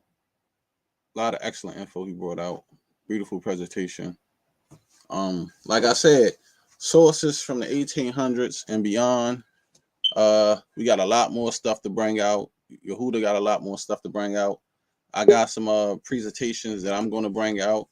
And like I said, the information is irrefutable, and they know that. And this is why we can't get them to come on and even speak on this matter, because they say they don't want to hurt nobody's feelings. It's not about hurting nobody's feelings. It's about the truth. Just need to bring it out and stop lying to the people, because no man has the right to get away Truth is from true. else's gate. Ain't no lies going to inherit the kingdom of the Most High. So this that's how serious it is. Salvation the issue. It is. And let me jump in real quick because it is a salvific issue. Because again, let's think about this real quick. If the law tells us that we can't engage in interracial relations, and you do that, and that's called a sin, and it tells you in Wisdom of Solomon chapter 4, verses 6, that your children are going to bear witness against you, why are they bearing witness against you if this is all good? If what they teach is valid? Right. So it's showing y'all, man, listen, it's showing y'all that at the end of the day, we all got to work out our own salvation. And the scriptures say in Sirach chapter 4, verse 28, strive unto the truth, unto death. So that's what we do here at FOPE, man. We strive to understand the truth, man, because we really sincere in this truth, and we trying to get the kingdom, and we trying to help our people get the kingdom too. We ain't selfish with it. God. You know what I'm saying? But go ahead, Sir Slim. No, I'm agreeing. You're right. Because at the end of the day, I've been telling people this: whether y'all like us, love us, or hate us, at the end of the day, the Lord said, "Many is called and few is chosen." I'm telling y'all over and over again, we the few over here. It's not a lot of us. Y'all the one that's many. Talk about, look at our fruit. Look how many brothers we got. That's all good, but that's just more people the Most High gonna burn. I keep telling y'all that. I will be the few any day. That's why I said we the outsiders, we the outcasts. That's fine with us. We don't mind being the outcast, the small remnant that was cast out. It's okay. It don't bother me at all. That means we're doing something right and you're doing something wrong if you're loved by everyone, and we damn near hated by everyone just for speaking the truth. That's right. That's right. And there's a precept on that too about being loved by everybody. You know what I'm saying? I'm gonna see if I could get that real quick. Right. Yeah. Because, that's what I'm saying. If you loved by everybody, you ain't doing something right. That's right. Because Yahawashi wasn't loved by many. That's right. He was hated by his people, his own people, and Yep, the people in power. Yep.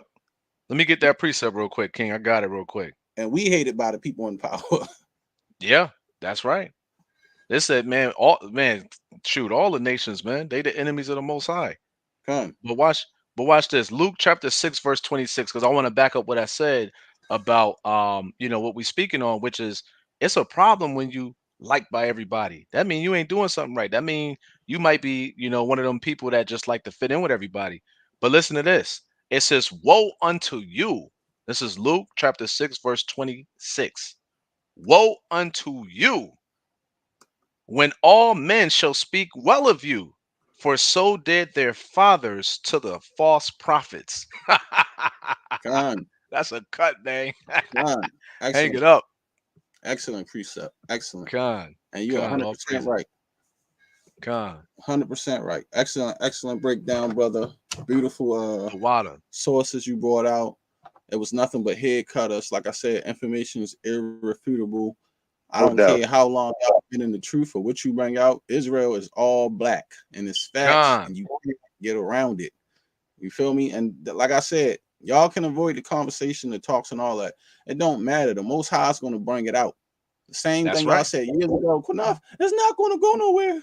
It's just going to die out. Ain't nobody going to pay y'all no attention. Then that conversation turned to, Qanath, when you got to stop? Please teach something else. Please. No more Hosea 7-8. Oh, we got it. Yep. That cake not turned don't mean skin color. See, now it turns to that conversation instead of, hey, you could have just talked about it at first. You said nobody wasn't gonna go nowhere. You said nobody wasn't gonna listen to us. That's now right. You got a whole movement strong. Like, stop them niggas! Stop them! Stop them! They messing up the money. That's right. That's exactly what's going down. Hey, and I wanted to say, and now it went from that to in the DMs, and we ain't going out, brothers, okay? But in the DMs, what you hear in the DMs is, okay, y'all might be right, but hey, just bring it out like this. Bring it out a little softer. Right. Don't hurt people now. I'm getting too many emails, people crying, talking about their kids and their wife, and I don't know what to tell them, brother. I said, tell them what Nehemiah and Ezra said. Most High bless. That's right. That's right.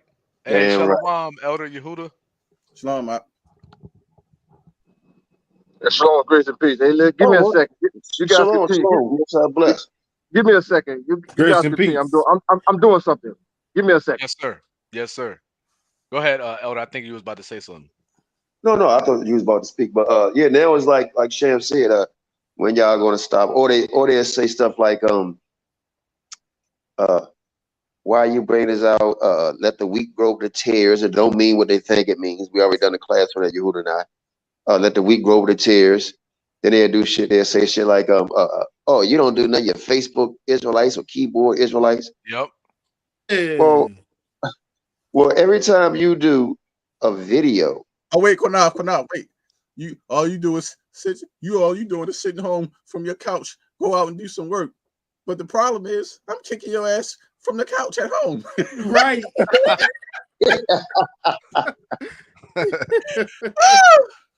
Oh my goodness! Great presentation, brother. Great presentation, man.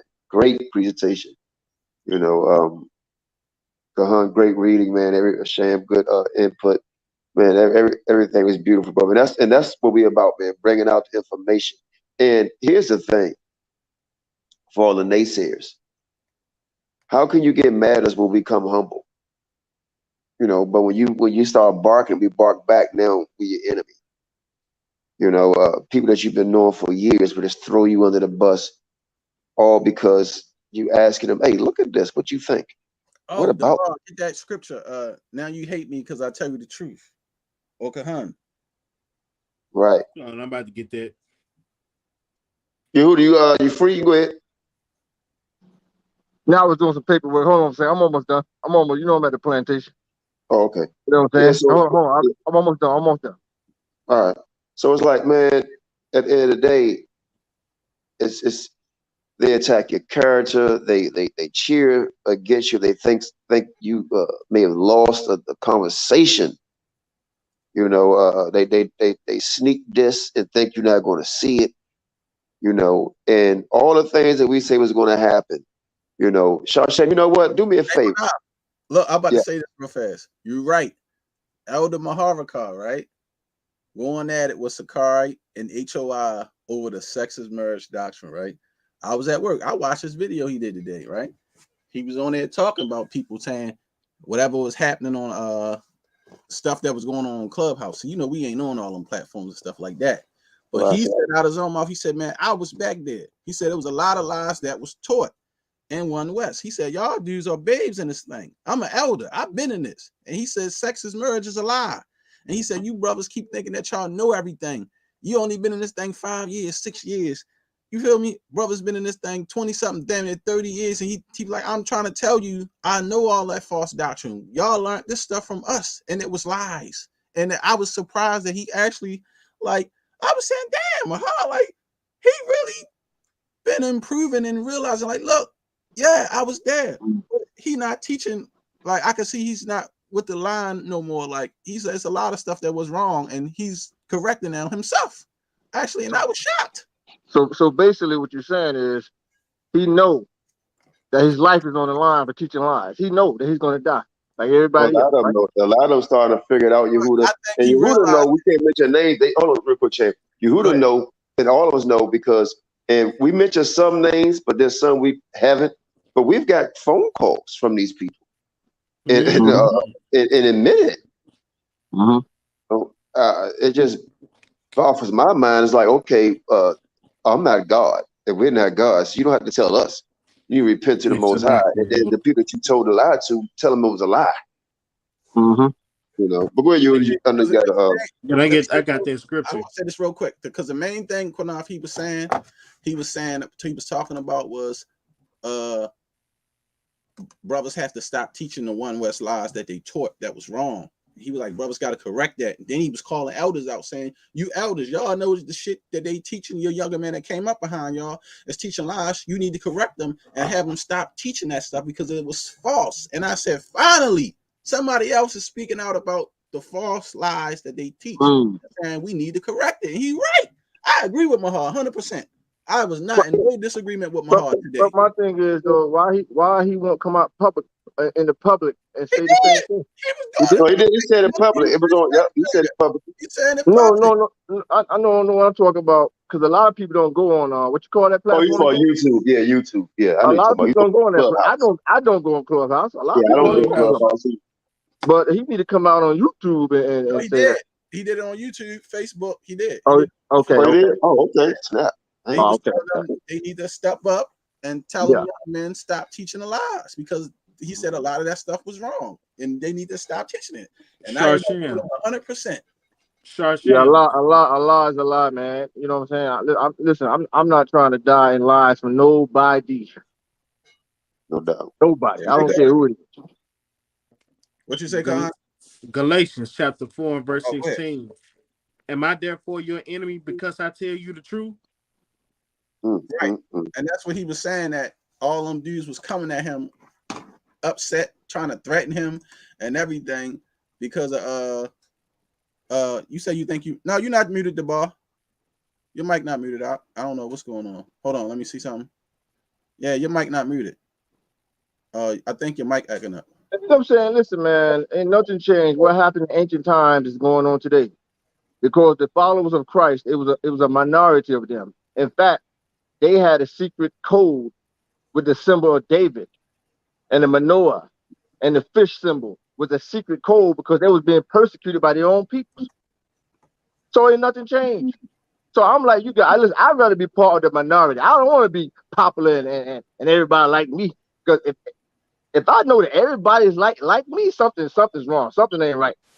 Something ain't right. When a lot of people like you, it's something wrong. I'm telling you, it's something wrong. It's suspect. Very suspect. That's right. Yes, sir. Yep. Just like we just read that scripture in Luke 6 and 26. Hey, Kahan, read that one more time real quick. Luke 6 and 26. Because this is exactly what we bringing out. You know what I'm saying? And again, I like the minority. You know, Yahawashi and the 12 disciples, that was a minority group. You know what I'm saying? It's just how it's got to be. Kahan, you got it, King? 6 and 26. Yes, sir. Bring that out. Luke chapter 6 and verse 26. Woe unto you when all men shall speak well of you, for so did their fathers to the false prophets. Damn. See? That's, the way the world work, the way, the earth is given into the hand of the wicked. So the way the world work is you got to start compromising if you're going to get a big following. You know what I'm saying? That's how it worked. And look, that's what Mahal was saying. He said, because y'all got all these followers, y'all got the platforms, and then you want to control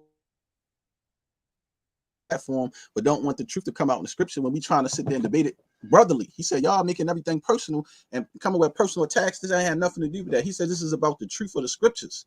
He said, y'all trying to control everything. He said, y'all out of control knuckleheads. Y'all babes who who haven't sat under no real elders and learned discipline. And I said, right. And that's why I remember I was saying that Israel became a hip hop fad thing now. It's more of a hip hopish thing where everybody jeans, tennis shoes, Jordans, fitted hats. Right, that's all it is. Fitted hats on and bulletproof vests and doing that shit was never allowed over a decade ago. That couldn't never happen in Israel. That's true. Now you even got elders who don't mind elders it. Letting their camps do whatever they want. Yep. Whatever they want. Let me say this real quick. Check this out before JT jump in. Been real patient because I do share why everybody's getting ready to speak again. Pull that video up that you just showed because I want to talk about that a little bit on that them Mansers, right? Because I just want us all commentary on this. I said this years ago. I said before you know it, you're gonna have an all Manzer group, right? I said you're gonna have an all Manzer group teaching, right? And if you look, because we're going to show this, nobody's over 25 in that damn video, right? I don't even think none of the Mansers was 22, you know. And I just find it funny that now, when you had H-Town saying we should die and all that, you don't hear nothing from them guys. Now you got an all Manzer camp calling the brother a wolf, right? And then then also saying to a brother that you're gonna die, send up curses, all this type of stuff. But then I sent the video to a brother, he know who it is, I'm not gonna mention his name, calling him dumb. Oh, what are he proving? But this Manzer just cursed a real black man. Put that damn video up, man. Let's commentary a little bit in your mind. JT, you've been real quiet. Let you get first shot at it. Go ahead. Yeah, no doubt. Just play the video first. Sick. Exactly what I was talking about. What we were talking about. This is the 12 tribes chart right here. This was plaguing the earth. This heresy. This ain't no better than the Jehovah's Witness. God. And then you got them pushing black people, and they ain't even black. They Mamsers. They got white. They got white relatives. Look at this. Look at this. This man got look at this. So why white people ain't in the camp? Do y'all got a white man in the camp? Yes or no? You ain't teaching me anyways, whatever. So look at this. They don't look. He just said it wasn't about color, and they don't even got white people in the camp. Brothers and sisters, what y'all watching, man, is history here. Do you have white people in the camp? So anyways, look. So look, this is what's going on. Look at them. They mix with white people. Pause that. Damn. But they pause that. Look. Oh, go back ahead. Go back ahead. And we got a picture of all of them on there, man. Whew. Let it play. And then pause when all of them being shown. There we go. There you go. You trying to tell me? Hey, Elder, I just actually talked to Shabar. He might hop on. Okay, no doubt. Because I told he said he was going to come on. He's going to do some more stuff. Yeah, he said he a little busy right now. But put the link is in the room. But y'all trying to tell me now? You remember? Now y'all look at that. Blow your screams up at home. Now you got the guy in the red teaching. I'm sorry, JT, teaching. Look at this guy. Look at the ears on this guy. Thank you. Hey, this guy looks like he's gonna blow up the building, man. Abraham Lincoln. Hey, they look like that's John a B. young right there. Abraham Lincoln. Hey, he look like Lonzo Ball. Hell yeah, he did. He did. We do though. That's true. JT, what you gotta say about that? Can I say something real quick? Go ahead. The brother, actually, I left the brother a comment on the board. He called them Mamsers, right? But in actuality, they're Europeans. I keep telling people Hispanics are Europeans. They are of European descent. That's why you can't hardly tell the difference between a Hispanic and an Italian. They're the same people. I think them are straight white boys. I don't think Hispanic either. I looked at them. I mean, Mexican. When you look at them, they don't. I seen Mexicans. They're Europeans. They forefathers. They don't even look like no damn Mexicans. Them guys are straight white boys right there, man. Their forefathers are not Negroes. Their forefathers are Spaniards. Their forefathers is not even Native American. I'm talking about the real black Arawaks and the real black natives. Their forefathers not natives. They can't link they seed back to a black native. They seed go back to the white man. Yeah, go ahead, JT. Hey, Qanath, this is not the first time though. Remember the FOPE camp we had in Mexico? Then they left and started their own camp called the Israelites, and they fell apart like grease monkey. Go ahead, JT. Yeah. Yo, man, this is hypocrisy, man. This is straight lies to the core. And you can look at them and tell, man. I look at these cats and I say, man, like, how the hell could something like that be Israelite, man? When you read the scriptures, give me Amos the 9th chapter, verse 7, please. Naphtali in the chat. Shalom, Naphtali. Come get your cousins off the corner. They preaching again. Cousins off the corner. Get that scripture for JT, somebody. Yep. Yeah, somebody pull that out for me. Yeah, Amos chapter 9 9 and verse 7. 7. I got you, King. The book of Amos, chapter 9 and verse 7. Are ye not as the children of the Ethiopians unto me, O children of Israel? Now, do they look like the children of the Ethiopians unto me? Damn, cut. They look like the children of the Blancos to me. You know what I'm saying? That's white in Spanish. Come on, man. I mean, listen, I blame these camps, man. And I blame the main culprit, AREA, for teaching this damn lie. And see, this is why I ain't wishing the Lord put his ass to death, but I wish he wasn't here, man, because this man is a disgrace beyond disgrace, man. You know? Yo, kid, this chart been around more than 50 years. They've been using it. Word up. Since about I heard from what I heard in the school, I think they said like 1970, man. So 1970 is what, 52 years? 52 years? Yep. So that chart been out there that long. Because Brother Lahab, when he came to the school back in the 1970s, I might be 73, 74, he said the chart, what they was using it then. Now that's like almost like 48 years ago, 49 years ago or something when he came into school. They've been using that chart that damn long, bro. Damn. Okay. And it's a lie.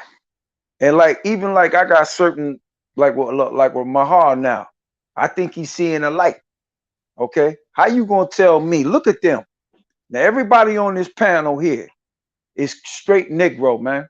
That's right. Look at them.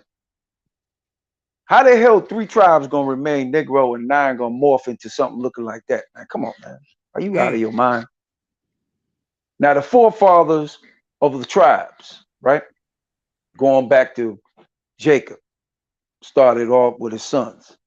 Not Ephraim, Judah, Benjamin, Levi, Simeon, Gad, all of them. They were all Negroes, man. All of them were. And when we went into Egypt, we was Negro. And when we was in Egypt, we had children. We multiplied and became the nation that we are today. They was Negro, man. All right? So what century did the seed line of our people change, man? Don't give me that Assyrian captivity, because it don't mean, JT, yo. Can I say something real quick? Pardon my interruption. No doubt, When you read the scriptures talking about when we was in Egypt, they wanted us out because they say, man, these people started to outnumber us, right? Even when we was in the Assyrian captivity, it was so many of us. They talked about it. Said, man, there's so many of these people.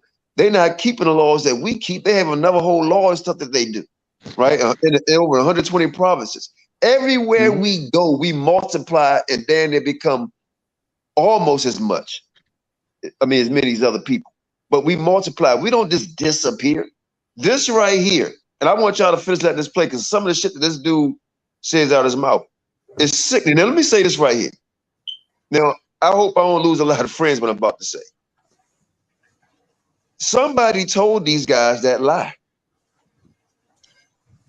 I can't get mad at them because somebody lied to these guys, dressed them, and put them on the corner. Now, I told the bar and Sham, and I'm going to tell y'all this is what I see in this right here.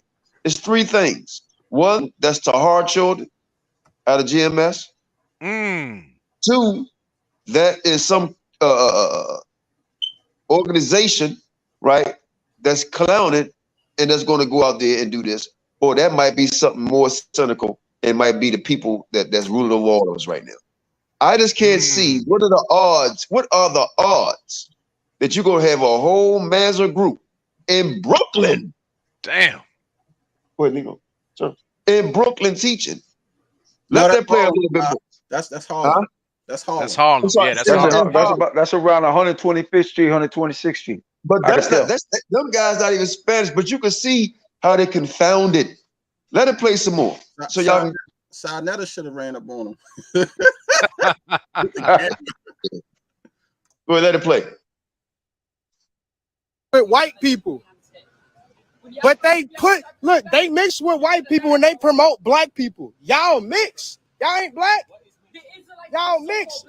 Listen, y'all go by the seed of your father, right? Right? Correct? A mamzer, somebody with a heathen mother, or vice versa. Get the blue letter. Let's go to the Hebrew. They Get are the Hebrew because they know. No, you asked me what mix was. So we're dealing with a mamzer is what's mixed. Right. Monkey see, monkey do. A heathen mother. So let's get an example. If my mother is white, if my mother is white, look. So if I got it, so look, if I'm not in Sakar. I don't give a fuck about Sakar.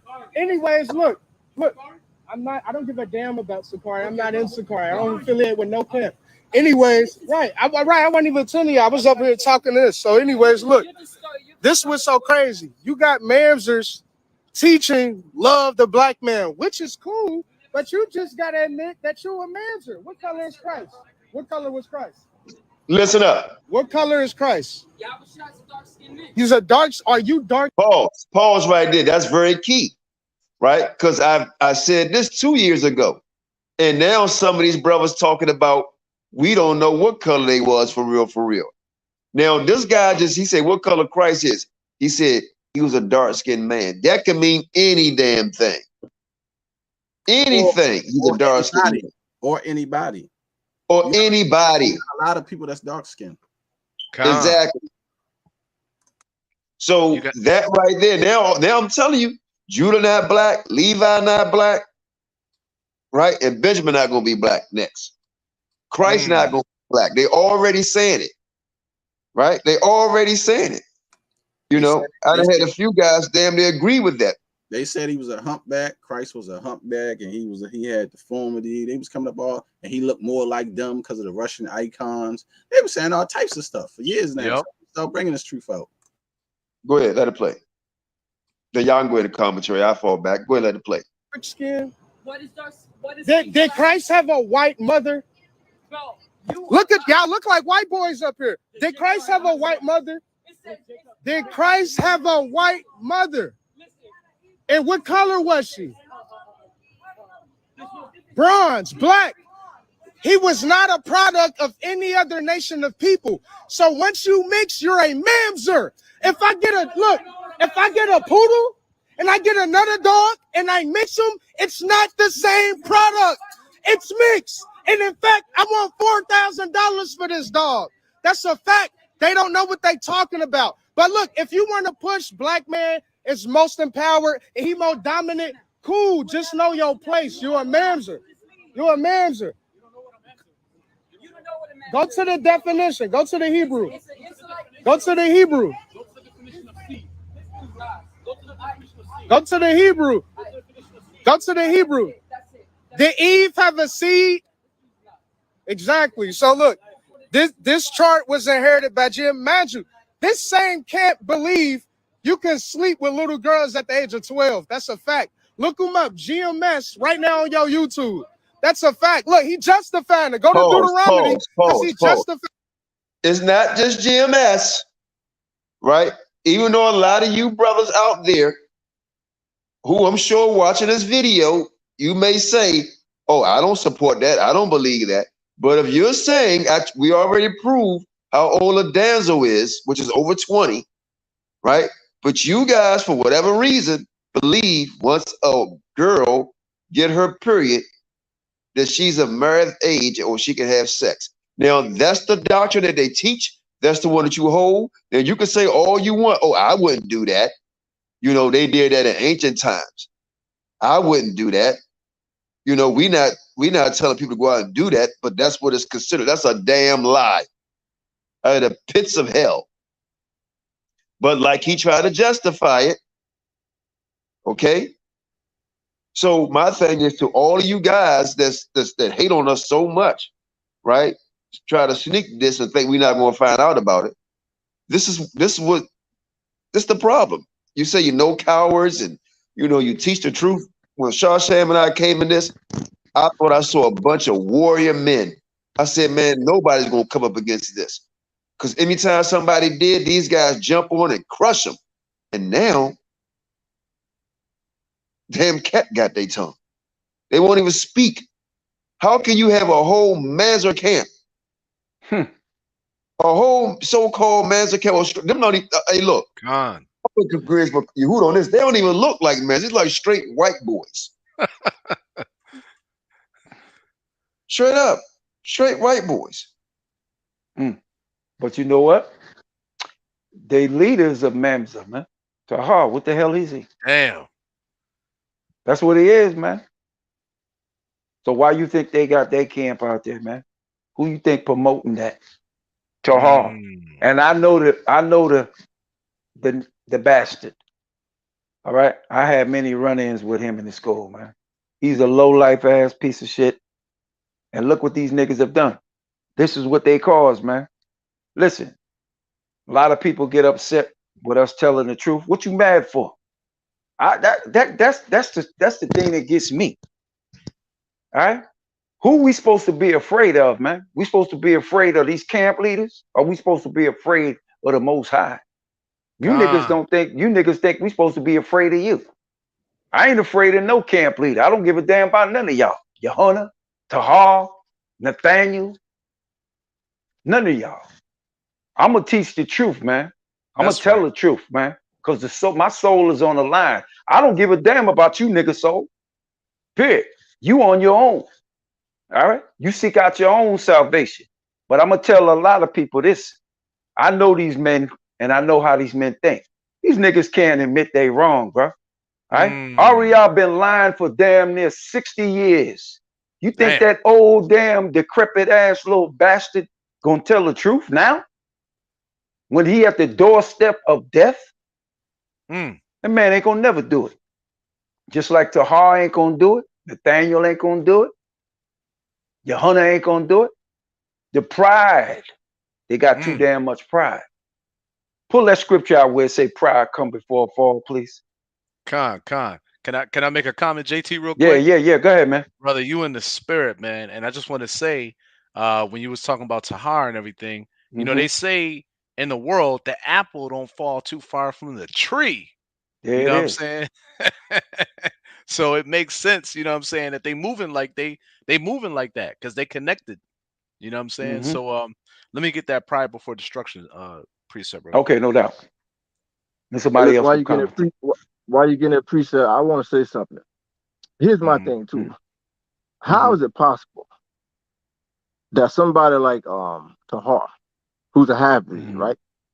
How is it possible that this guy is a leader, but they claim to keep Torah?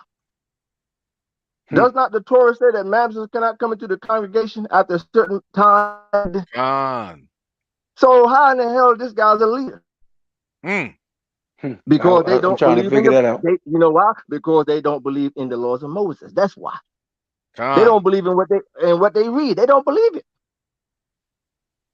There's no way possible this guy should be a leader, or the other cracker, Al-Azhar, the half white breed Al-Azhar with the horse hair, dog hair. He's not supposed to be a leader either, according to the Tanakh and the Torah. But nobody says nothing though. None of these leaders say nothing. But they claim to keep Torah though. That's all I want to say. Con. Let me pull that precept that JT was asking for real quick.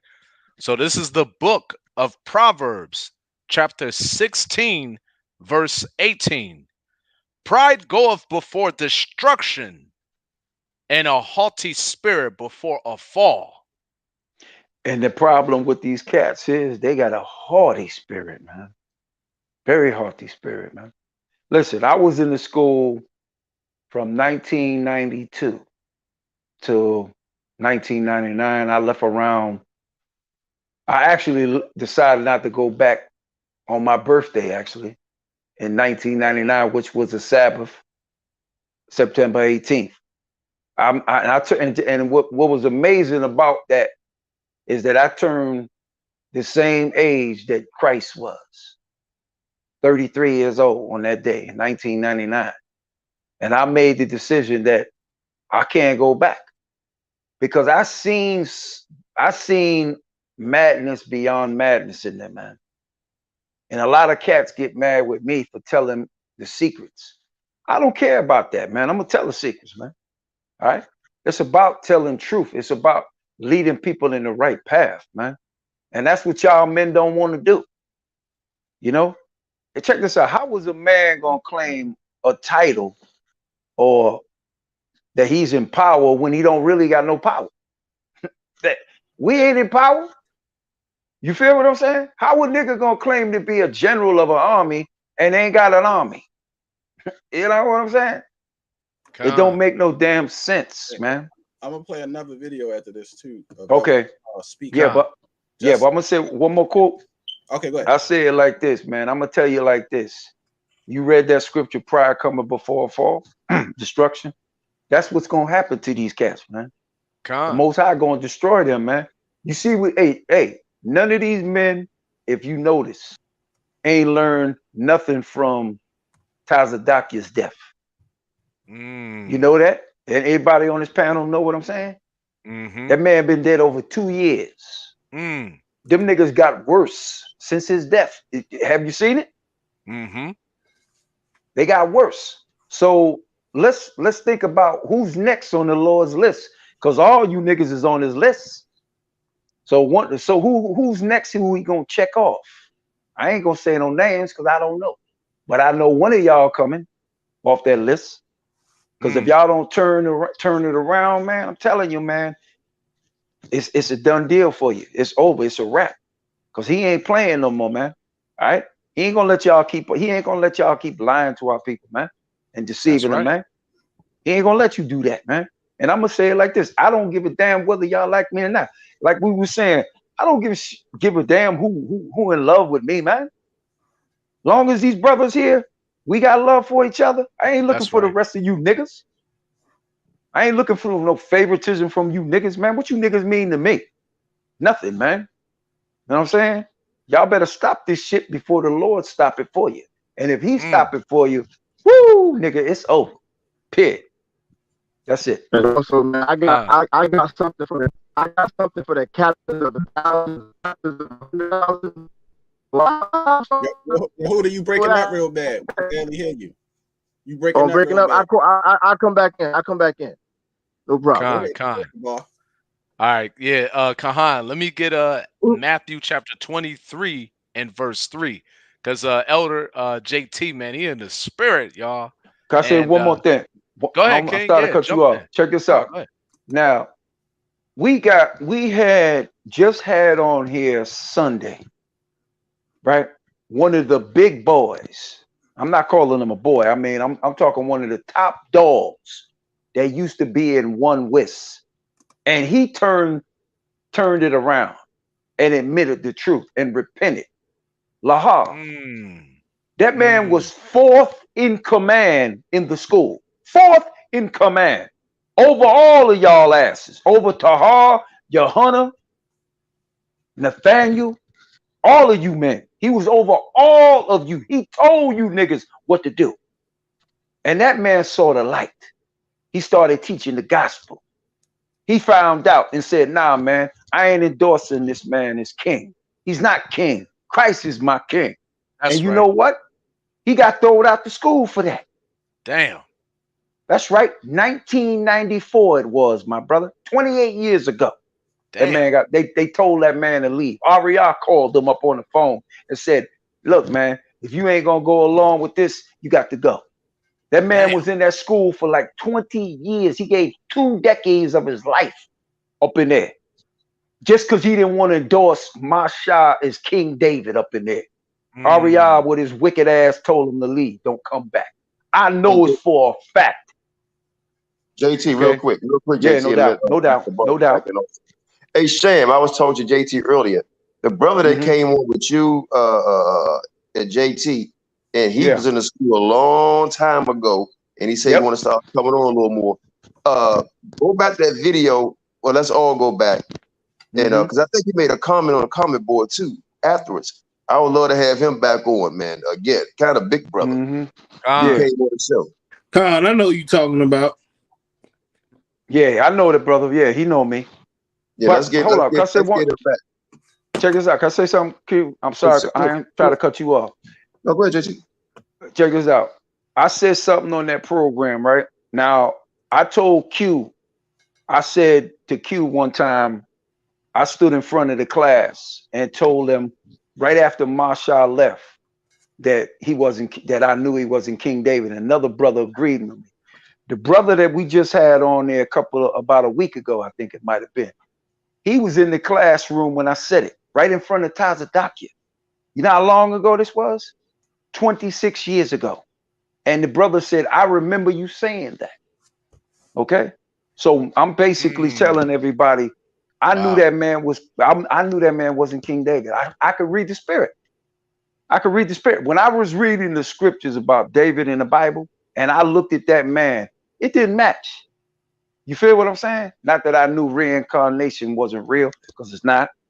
But when I looked at this man, I could tell he can't be David, man. He's too soft. He's too weak. You know what I mean? You know, but I'm gonna say this too. I ain't trying to cut nobody off, but I'm saying, look, and I'm telling these men here, you ain't got to believe me. You got to believe the scriptures, man. And the scriptures is talking, and the scriptures gonna be played out, bro. And if you don't follow the curriculum of scriptures, you don't follow the curriculum with the Most High plans that He got playing down, you ain't gonna be a part of His plan. So y'all better repent while y'all got a chance. And that go for me and everybody on this panel. We got a chance to repent. We got a chance to come back. We better do it. That's right. That's it. Hey, I just want to get this quick swisher. Thank you, Elder. But what the brother is saying is heavy, and that's why, you know, I gave that scripture in the beginning, strive unto truth, unto death. Sirach 4:28. Now we're going to get Matthew chapter 23, verse 3. Brother Kahan, read it when you got it. Because the bottom line is, man, it's not a game. We all have a time of expiration on this earth. And if you don't get your shit together, you're going to come up out of here fast, like the brother was saying, all right? The Most High is not playing. Remember, the scriptures tell you the Lord is a man of war. You don't think He know how to take you out? You don't think He know how to make your day be your last day if you don't get right? So we got to get right, man. We got to really be sincere. And that's why I think the Most High for Elder Qanath, Sham, all the brothers on the platform, the F.O.P.E family, man, because we coming in this truth sincere. We're studying to show ourselves approved unto the Most High, and we doing our research, and we not too proud to say that we made a mistake if it occurs. The bar. What'd you Go ahead, just say? It was a beautiful thing you said. We said family. That's right. So on this panel, nobody over nobody here, man. That's right. Khan. I might be called the elder, but I don't think I'm over the bar. I don't think I'm over Kahan. I don't think I'm over Sham or Qanath. I'm the oldest person on this panel. All right. But it's not about me. See, the problem with y'all think it's about you. And I'm gonna break it down to you. Christ didn't anoint you. The Most High didn't anoint you. Okay? And I'm gonna say it like this: if your hunter died for my sins, I'd follow your ass. I would obey you. I would obey you. You would be my Lord and Savior. That man didn't die for nobody. Aria didn't die for nobody, man. Why is this man worship thing so heavy on our people, man? You feel what I'm saying? That's powerful. Our people worship Martin Luther King. They worship Malcolm X. Right? Those men are dead. But did it change our people's condition in America? No. So what I'm saying to you is, look, you men self-anointing yourself, and you already signing your death certificate, whether you know it or not. Your hunter said straight up, everybody know it, everybody heard it on this panel. This man said he's second under Christ. What scriptures say that? God, yeah, that was terrible. So your hunter already signed his death certificate. I ain't even gonna air the niggas dirty laundry, man. It'll come out soon. But what I'm saying to you is, bro, saying to our people that's listening, look, it ain't about a camp, man. It's about the Father, right? As long as the Father showed you to the way of this truth and how to get back and how to understand it, that's all it's about, man. Because, yo, one more. Give me John, the 5th chapter, verse 17. Let's see who the Father gave the authority to. All right, we're going to deal with scriptures. We're going to see who's in charge. Go ahead, bro. What you want to get first is Matthew? Yeah, you can get that too if you want. Okay, I'm going to get this since I've been holding it. I'm going to get this Matthew chapter 23 and 3. It says, all therefore whatsoever they bid you observe and do. But do not ye after their works, for they say and do not. And that's exactly the issue that we dealing with in these camps, man. And what you're seeing right now, right? They saying they teaching Torah, but are they following it? They not following no Torah at all, because what we have brought out on this platform, starting with Elder Qanath, Sham, Elder JT, and many other brothers out here, Brother Kahan, and many more, all right? They are not teaching sound doctrine. And the last time I checked, the only way you're going to make it into the kingdom is if you obey the law, statutes, and commandments. So that's the issue. I'm going to read that again real quick. Matthew chapter 23, verse 3. All therefore whatsoever they bid you observe. Yeah, because the Pharisees know how to teach. So observe what they teach. That observe and do, but do not ye after their works. See that? That's what Yahawashi is telling us, man. Don't do it based on these camps, man, because they not following. And we're going to read the last part on this. For they say and do not. And that's the issue right there. A lot of people want to teach the law, but a lot of people don't want to follow the law. So that's all on that. Elder JT, I'm going to bring out what you asked. You said John 5:20. John 5 and 20. I got you. This is the book of John, chapter 5, verse 20. For the Father loveth the Son, and sheweth him all things that himself doeth. And he will shew him greater works than these, that ye may marvel. I think he said 17 too. I think it said, yeah, 17. Okay, John chapter 5 and 17. Yeah, that's what I wanted. Okay, but Yahawashi answered them, my Father worketh here too, and I work. No, that's not it. Nah, yeah, I think you want. I think it's man. Start at 19. Okay, 19. Okay, verse 19. Then answered Yahawashi and said unto them, verily, verily, I say unto you, the Son can do nothing of himself, but what he seeth the Father do. For what things soever he doeth, these also doeth the Son likewise. That's but fine. That's good though. Let's go into that because that's very important. Okay. Who is doing what Christ done? Because it's obvious these guys are not doing it, right? Who are we? And guess what? I'm gonna throw some of us in there. Are we actually walking like Christ wants us to walk? And that goes for all of us. God. all of us, right? But one thing I can say is that I can see the people who actually trying to do, and then other people are deliberately trying to deceive. But time out real quick. Me and Shasham want to talk to our dear brother Don, and we're going to continue on with Don on the program. But we do have to address this, and then we're going to just move forward. Don is our brother. You know, he's on the platform, but the issue I had with my dear brother Don, very passionate. I get it. We all are passionate, just like me. Sometimes I got to apologize to everybody because sometimes I go ballistic more than any of y'all, actually, you know. But when we have a guest on the show, and I know you want to fire his ass up, we can't have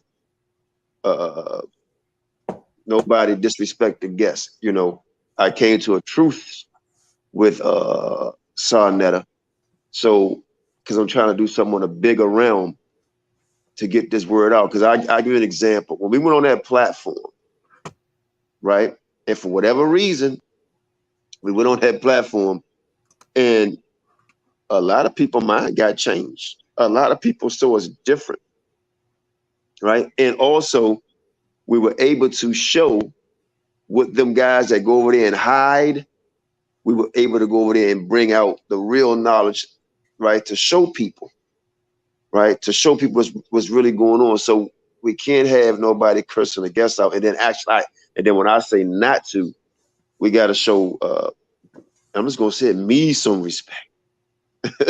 You know what I mean? I came up with this name, F.O.P.E, for our people edification. I've been dogfighting for years like a lot of brothers have. I just can't have it when I get overshadowed on my platform. Shane, you want to say something, then we're going to continue. Yes. So all we asking is brothers got to have the core. We know everybody's passionate about what they believe, and we're fine with that. Okay? But we can't let our emotions get involved, especially when we're dealing with people and people trying to come over and bridge gaps and bring out the information.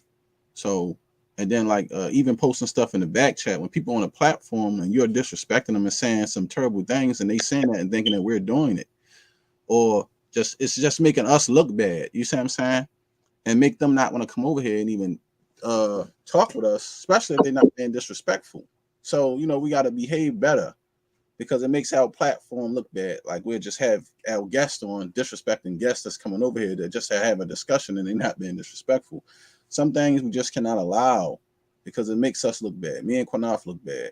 See what I'm saying? So that's all we want brothers to have, better decorum. If these people ain't getting outraged, they're not disrespecting us, they're not cussing us out or doing anything like that, then we don't have to disrespect them if we having a cordial conversation. Now, if they going off and saying some off-the-wall crazy shit to us, then that's different. But of course, I don't care what you say to them then.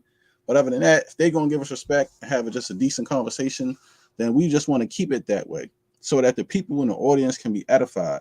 We know we don't believe what they believe in when they come on the platform. That's just like when because the brother Sebastian's supposed to come back. He's an atheist. And you know, we wanted to have a dialogue with him and about him supporting the LGBTQ community. You know, and it was an issue with that thing because people wanted to hear him speak, but you know that's old with JJ. Remember that situation, Qanath? Yeah, I remember. They would like let him talk. So that's what I'm saying. The platform is an open platform. Everybody that's coming on here, it's not going to be Israelites. You're going to have celebrities on here. They don't believe everything we believe. And that was another issue with the whole Miguel Nunez thing. People had a problem with us having him on and we wasn't going at him. It's no respect of persons, but we're not going at people like that because they don't believe what we believe, bro. We're just having cordial conversations with people. And the crazy thing is they don't know nothing whatsoever about Miguel at all. I've been knowing Miguel since I was a little boy, since I was 5 years old. Right. They don't know nothing about this guy. They only know because he was in a movie. That's right. It. What I'm saying is his personality, him as a person, they don't have a clue. Yeah, I talked to him. He's a cool brother, man. He really is. Yeah, what I'm saying is we just trying to keep everything cordial with people so that they wouldn't mind coming on the platform. And like I said, we know everybody ride with us on our side, bro, but we gotta love each other, and we all a team. We can't not be in-house fighting each other. and disrespecting each other on live platform or saying things on live. We can't be doing that. That's not a good look, because then everybody looking like what's going on. We had the same issue with our moderators. Our moderators should not be beefing with other moderators on our platform or King Judah platform or Naphtali platform and stuff like that. It doesn't look right. Okay? And no, all of us do not agree on the same doctrine, and that's fine. We all don't believe exactly 100% the same thing. But whatever we disagree on, we can keep that shit off of line, off of air in the back chat and just talk about it. It don't have to be no disrespecting stuff. Like when Elder Yehuda doing his presentations, remember, Don used to come on and we let you, and used to disrupt him all the time. And I was like, Don, stop. Wait till he done. Like, we don't disrupt people or disrespect people, especially when they doing presentations. Everybody had a chance to do that work. Just like the ball, he did a presentation. You feel me? Nobody should be disrupting him or disrespecting him or, you know, doing things while he trying to bring us information. Everybody information. Nobody is going to agree 100% on anything that somebody do on our platform. And do we agree with everything people bring out on our platform? Hell fucking no. But that don't mean we got to disrespect them and go off on them on the platform. It's not about us. It's about the people and the viewers who's watching and the people who's trying to get the information that's trying to learn. It's the most important thing. So that's all I really want to say. It's not that we don't want people on our platform. We just want people to be respectful to everybody on the platform. That's all. I agree with I agree 100%, man. Listen, we all filthy rags. We all fall short. Ain't nobody a God. Anybody God on this platform? Hell no. Not even close. I'm gonna say that first. No. We all make mistakes. Even your brother, you, everybody, every single living soul on the planet. So what Don, day have you not sinned? Don P, you can respond. You don't gotta not say nothing. We just letting you know that, bro. We don't have a problem with you, but we just want you to have a little more decor for your brothers. We understand your passion, but when you do certain things, bro, you make us look bad. Like when you sign that, because they be like, your brother Don P, the guy F.O.P.E, he came on my platform disrespecting me. We tell him go over there and say some horrible stuff to you. Like we don't, because we're not doing that. We not telling our people not to do that. Like, you know what I mean? If they're not bothering us, leave them alone. Because then they be thinking that we doing stuff that we not, and we don't want that. That's all. Yeah, we got like Yehuda would tell you, and all the brothers will tell you, we got some major people we trying to get over here to come over here. We dealing with business. Yehuda know plenty certain entertainers, and if them entertainers, they got PR people. They gonna go look. They kind of know we into, but they come and see. Well, shit, if I go in there, somebody might go off on my ass over there, you know. And I can't let that happen. We got a sister that's gonna be coming on soon. She's an actress. So, and I'm not saying you'll do that, but we don't want nobody to think, well, man, they come on here, that's gonna go down. I know, right. I know NFL players, right? And I've been knowing them for years. And he told me, he said, man, I will come on, bro. He said, but shit, man, you and I said, I got you, I understand. And Sham know who I'm talking about. I done fed the homeless with a couple of these guys, you know, but I can't, if they see that, it's gonna be like, nah, man, I can't do that, you know. That's why we couldn't let everybody on Elder Lahab on, because a lot of people got an issue with Elder Lahab. But I don't have an issue with him. I got respect for him. My thing is, if you don't know him, you don't need to be on here questioning him. It's just not programming. He don't want you question him. Go ahead, Elder JC. Sure, yeah, man. Like I said before, look, man, Don, you a good brother, man, but you got to bring something to the table, man. Meaning you got to bring that righteous spirit to this table, man. You understand what I'm saying? See, it's a difference of me talking about One West. I come out of One West, so I can talk about it. I know the men that you see out there. I know Tahar. I know Yohanan. I know the guy at IUIC. I know them personally. So it's a difference when I lash out at them. I can lash out at them because I know them. I had time being around these men. So I know these men. I even been around Sinetta. Okay? But like I said before, bro, if they don't squash the beef with Sinetta, let it go, man. All right? They trying to build something greater. And we trying to get the information out to the people, man. Getting out this information to the people, that's more important than anybody on this panel. Because we doing the Father's work, man. And we all want to get paid at the end, man. I gotta get myself right. Everybody on this panel, like Yehuda said, we filthy rags, man. You know what I'm saying? So we got to clean our shit up. Yeah. The paid is the kingdom. That's the That's paycheck. it. We're gonna let Don say no something doubt. real quick, and we're gonna let Don say something real quick, and then we're gonna get back to commentary. Mhm. This we got one more video he want to show. We can commentary for like another 2 minutes on this video, and then Shan, you can show yours. Go ahead, my dear brother Don. You want to say something? You can. And we all fall back and do what we do. If you want to say something, go ahead, Don P.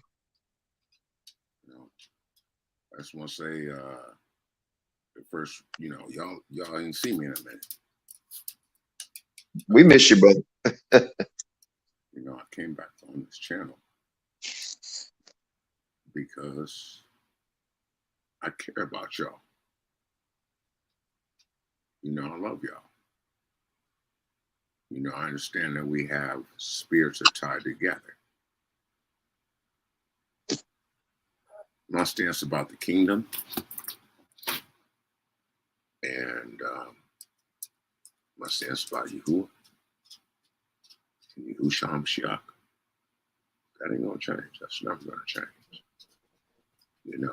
And y'all know me, I lay back in the cuts. I don't really say a whole lot until I have something to say.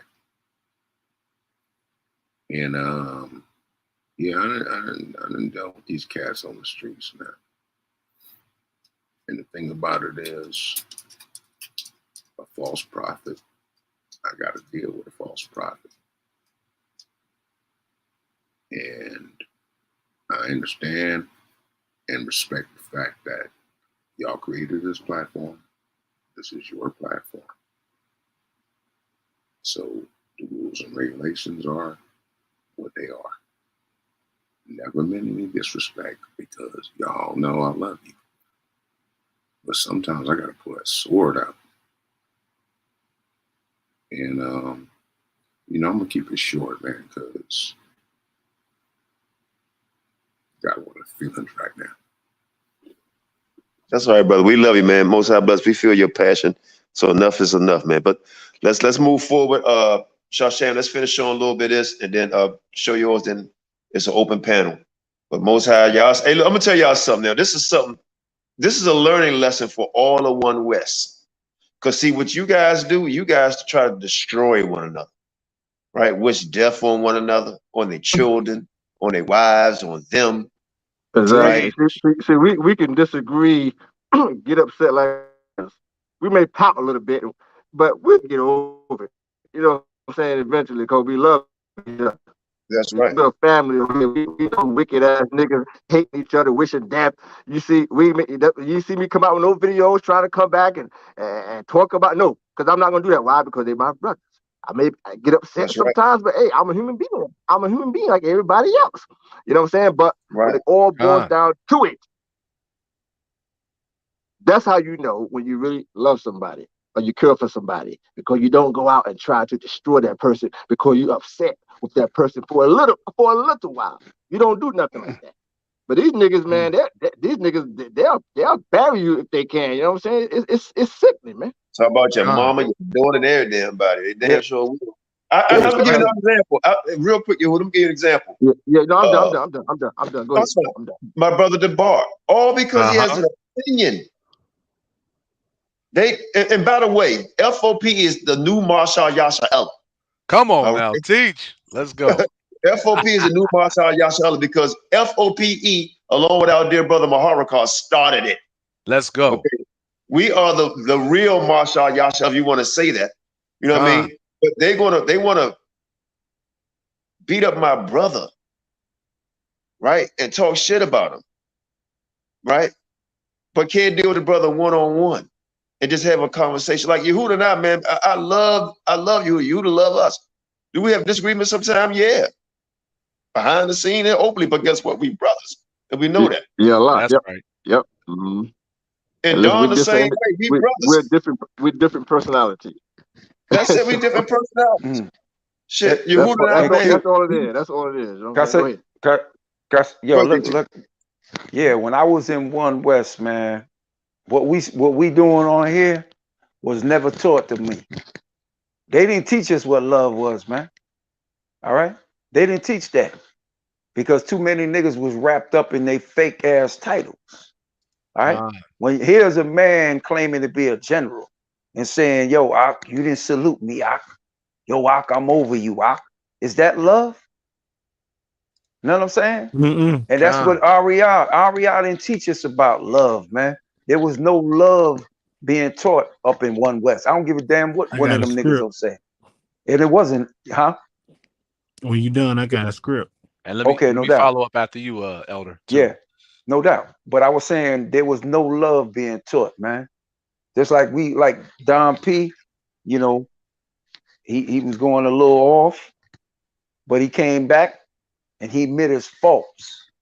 And see, that's what real men do. Real men can take a L, man. You niggas can't take a L because you ain't real. You ain't no real men of the Most High. Okay. Real men of the Most High, when they do wrong, can admit they wrong, bro. Like Brother Lahab come on here, man. Right? Me and Q, we set that up together. Okay. And I told Q, I said, look, I suggested it to Q, and then I was talking to Q about it. I said, listen, me and you got that done together. See, I didn't take all the credit for that.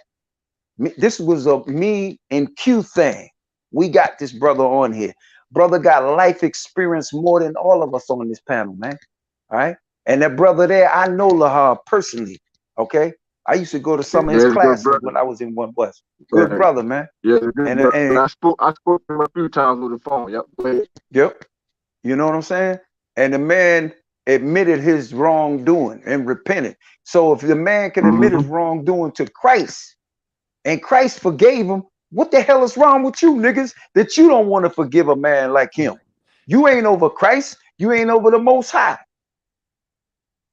And you ain't going to set up the kingdom. Christ's going to set up the kingdom, man. Christ is the king. Most High anointed him. Y'all better get that damn through. Y'all better get that shit through your head before it's too late.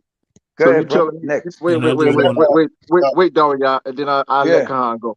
You telling me that the government of what you call it, Yasha? What you call it again? The Yasharala. You telling me that the government is not going to set up the kingdom? Hell no, man. Hell no. Kid, I'm gonna add one more quote, man. Who the hell we all waiting for to redeem us? That's the question here. Is a nigga down here gonna redeem anybody on this panel? I thought Tahar was gonna redeem us, man. I thought Nathaniel was gonna redeem us. I thought Fat Ass Hunter was gonna redeem us. All of us on this panel know who we waiting for. Who y'all waiting for? Go ahead, bro. Whoever. Okay. The bar was up, and then I think Kahan. Yeah, go ahead. I'm gonna be real quick, man. I just want to say I appreciate y'all big time. What the Elder JT is saying, the Elder Qanath is powerful. I'm gonna get this precept real quick. This is the book of Sirach, chapter 8, verse 5. And this is going into the situation with Lahab. And again, these so-called Israelite leaders, they know these precepts, y'all. Trust me. All right. It says, reproach not a man that turneth from sin, but remember that we are all worthy of punishment. And I just want to highlight something, y'all, as a family. What you are seeing is what we've never experienced in these camps. And I'm going to testify to what I went through in IUIC. I saw the folly that was going on, how they handled Masharathia and Judah Mack and many other brothers. It's not just them. All right. It was evil done, and it was hatred. I'm going to keep it 100. It was total hatred. And we decided, you know what? This ain't the Most High. This ain't the Spirit of Christ, man. So we rolled up out of there. And before, lo and behold, before you know, before we could even actually make an announcement, they were slandering our name. All right. So that's what happens in these camps. And they had to slander us because a brother had rank. So they had to slander us and say something evil. And they was trying to, say something negative so that the members wouldn't be like, what happened? You see what I'm saying? And that happened again, going back to what Elder Qanath said with the situation with Elder Barak. It was, hey, let's get a council. And that came from another brother who had rank in their congregation, who was over another school. And so we asked to just have a simple council, and that couldn't happen. So I just want to say this last thing, y'all. What you're seeing here is real love. And in these camps, it ain't no love. You know, men don't act like this. They don't admit their faults. They don't apologize. They don't get over stuff. A lot of those men, that so-called leaders, they grudge hold all day, and they find a way to get you up out of that school or up out of that camp. So that's all I'm gonna say on that. The bar. Can I say something quick? Now, no, like Kahan had a piece. Yeah, go ahead, Con. Yeah, go ahead, Con. Oh, no problem. My bad. I just want to get this quick. We was talking about forgiveness earlier and everything like that. I just wanted to get this quick scripture, which is Matthew 18:21. It said, "Then came Peter to him and said, Lord, how oft shall my brother sin against me, and I forgive him? Till 7 times. Yahawashi said unto him, I say not unto thee until 7 times, but until 70 times 7. Hey. So that's what the Messiah just said. That's right. And so, I mean, you take it up with him, but you know, that's showing, love. But see, that person has to have that humility and that humbleness and meekness that comes. See, the scriptures say the meek gonna inherit the earth. The temperance, the people who gonna walk in the fruits of the spirit. A lot of these dudes around here, man, they obnoxious. They ain't walking no fruits of the spirit. Christ didn't walk like that. Con. You know why, Kahan? They walking ahead, in the laws of they walking in the laws of Moses.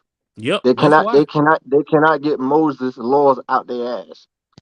Okay, that's why the Jews with Christ, because he was teaching against the law of Moses. They were like, "What is this man teaching? We never heard this doctrine before. What is this guy teaching?" So they hated him because he went against the laws of Moses. That's what happened.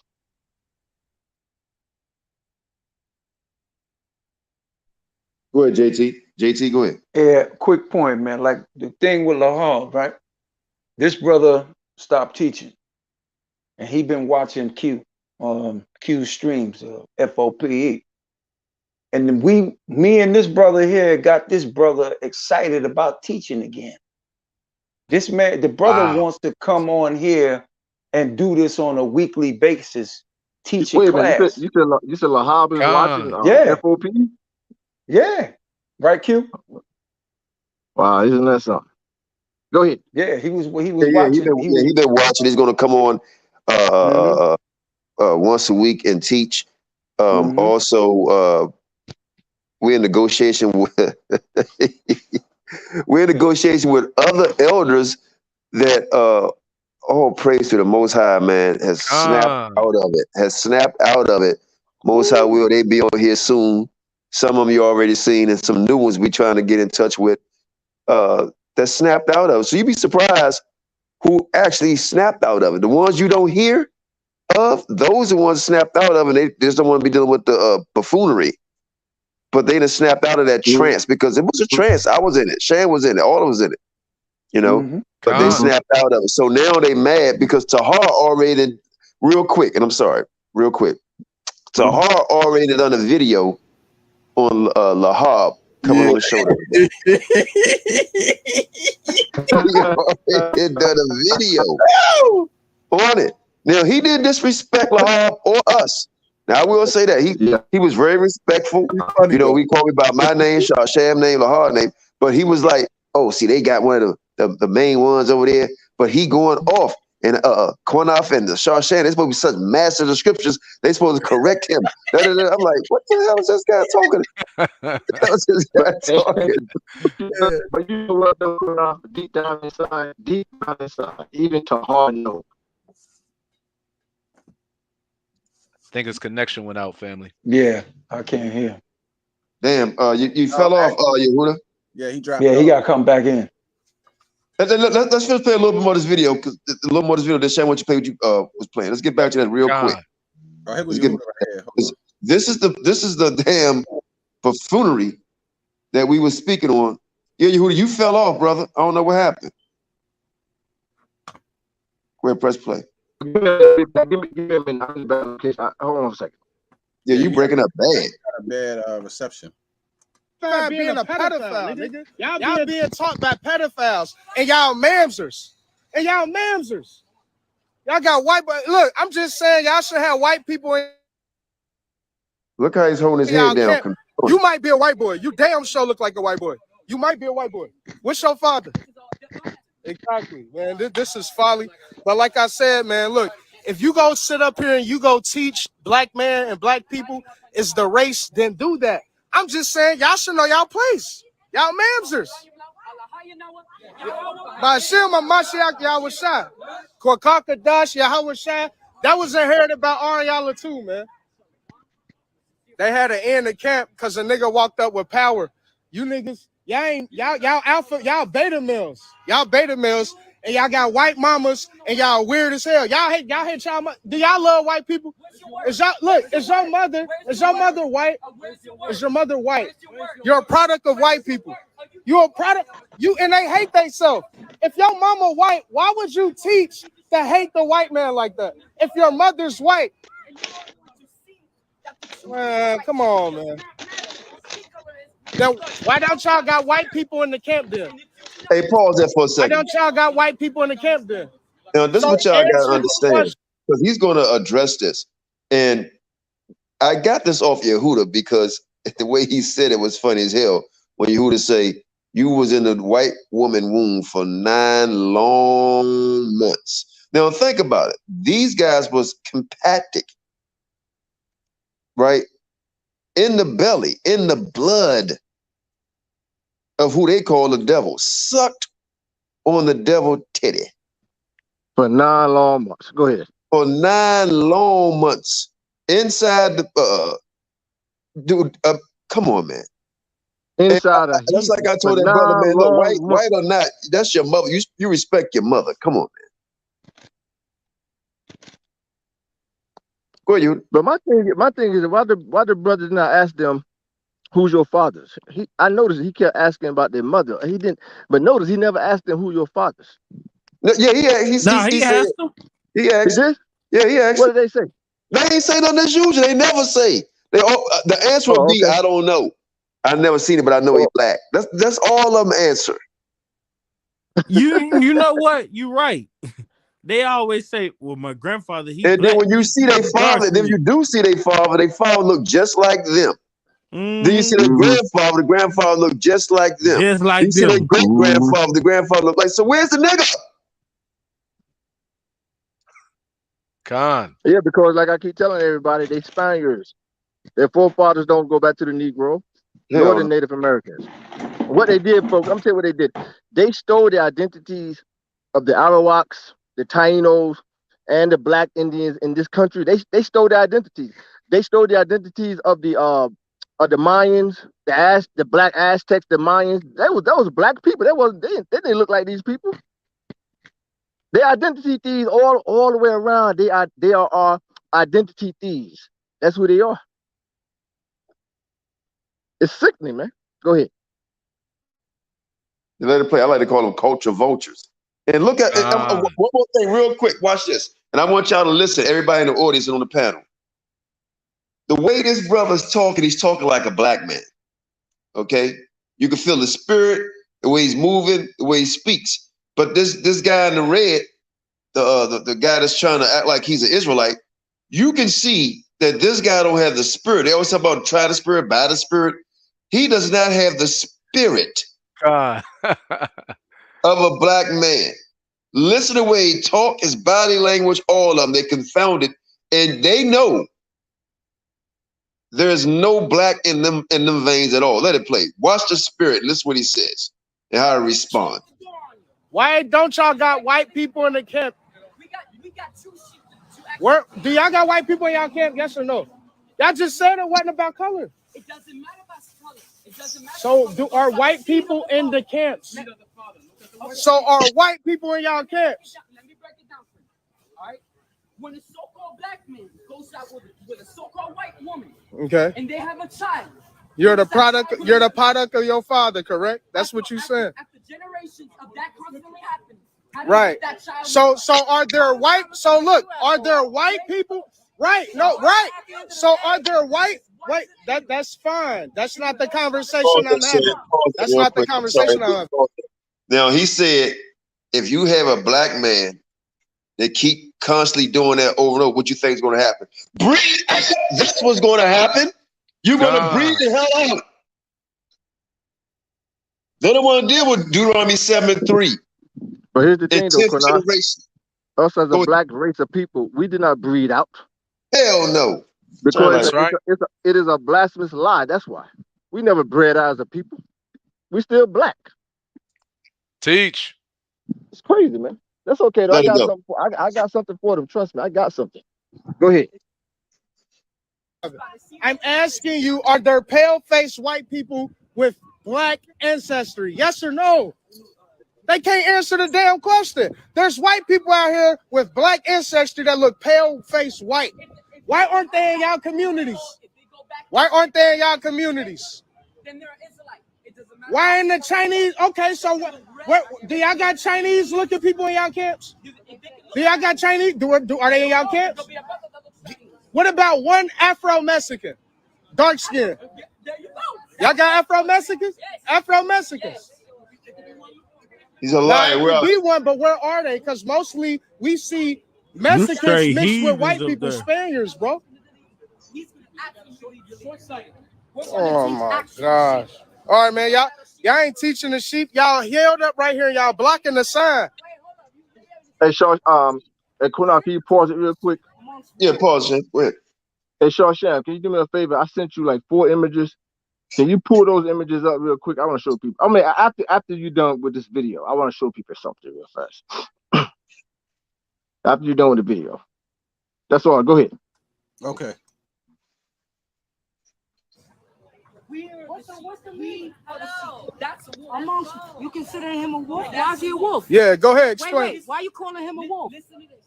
All of these people that are listening, what are they learning from him? They're learning the other side of what people actually believe. But he's not answering your question. No, he's not. He ain't answering. How am I a wolf? You getting confounded by a sister on the street, man. It's sad. It's about to get good now. And I'm going to show you. Watch his spirit. Yeah, man, it just don't make sense, man. He called me a wolf. All I came up was talking, and I ain't even talking to him. I came up talking about the sign. The sign that's off his hell was inherited by Ariella, and this sign right here. I mean, like I say, man, just know your place, man. Don't buck up against the natural branches. So our color shouldn't even matter. Yeah, it don't, but they push that it does. At the end of the day, it's in here. Watch this. What color are the Jews?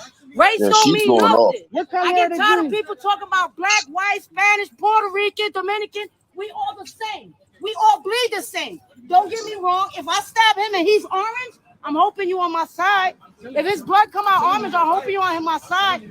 We all the same. The Jews black into the ground? To believe in what we Are the Jews black into the ground? Doesn't make him a wolf, though. Are the Jews black into the ground?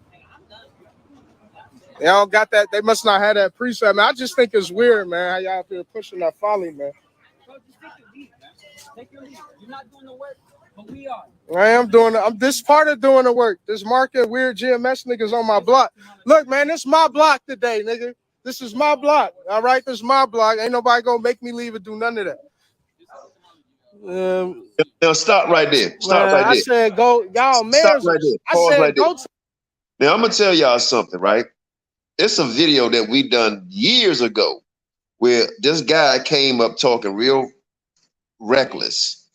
Now look at them guys. Fear has entered into their heart because they run up against a lion. Right? See, lions, they'll fight each other to the death.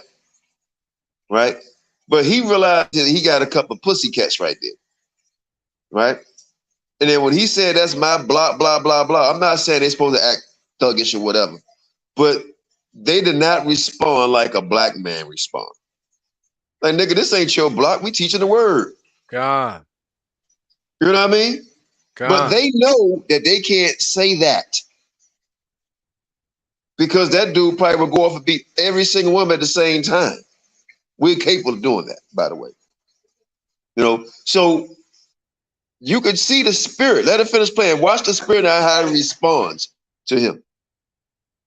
Go ahead, out. To the definition of mamzer. Mix. You're mixed. See. Okay, that's what it says. See. What does that mean? Sperm. Okay. Okay. All right. Okay. Okay, that's very good. That's not the conversation we're having. No one had that conversation. We're talking about what a mamzer is. What's a mamzer? You know how to look up definitions. You showed that. Good job. Now, what's a mamzer? The Bible says to give an answer for any man that asks you. So you sat here and answered, and we went back and forth. So what's a mamzer? What is a mamzer? No, what is it? Don't the Bible say give an answer? The wicked flee when no man pursueth, man. That's all that's going on, bro. Bro, how you asking?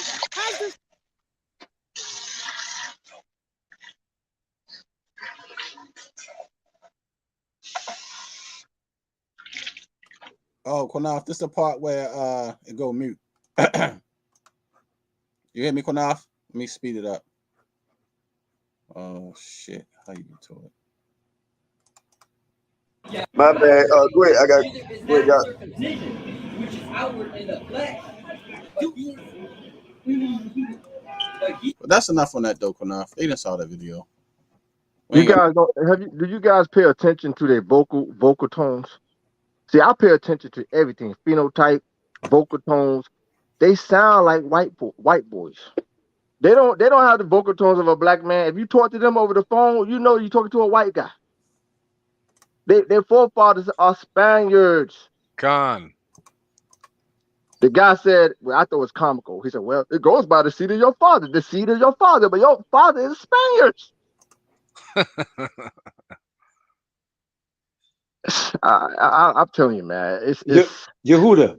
Go ahead. Remember that video you made? I was a short video you made with a brother from Puerto Rico named Tego, and he was saying in the video, he was saying in the video that in Puerto Rico, Negro Puerto Ricans are treated like black people in America.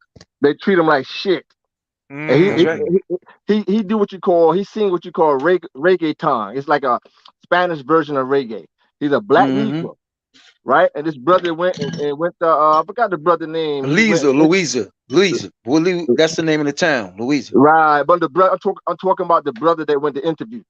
What's the brother name again? Man, I know who it is. Yeah, either way, he went to interview these people. And they said the guy Tango, whatever his guy's name, he said they treat them like shit. In fact, he said the Hispanics don't even come here. He said the Hispanics, they don't even come here. He said Puerto Ricans don't come here, meaning he talking about white Puerto Ricans don't come over. That's what he meant. Right, exactly. But exactly like these guys you see on the video. He said those people, they don't even come around them. They treat them like shit. Go ahead. Anybody else want to say something? Yeah, I'm gonna jump in real quick. So, I want to, say a big shout out again to that brother Shabar, man. He definitely did the work of the Most High, and shout out to also Elder Qanath, who's seen this happen in the spirit, man. Again, family, this is what we warning y'all. This is why we got to bring this out, because this is the warning right here. This is what's going to continue to happen.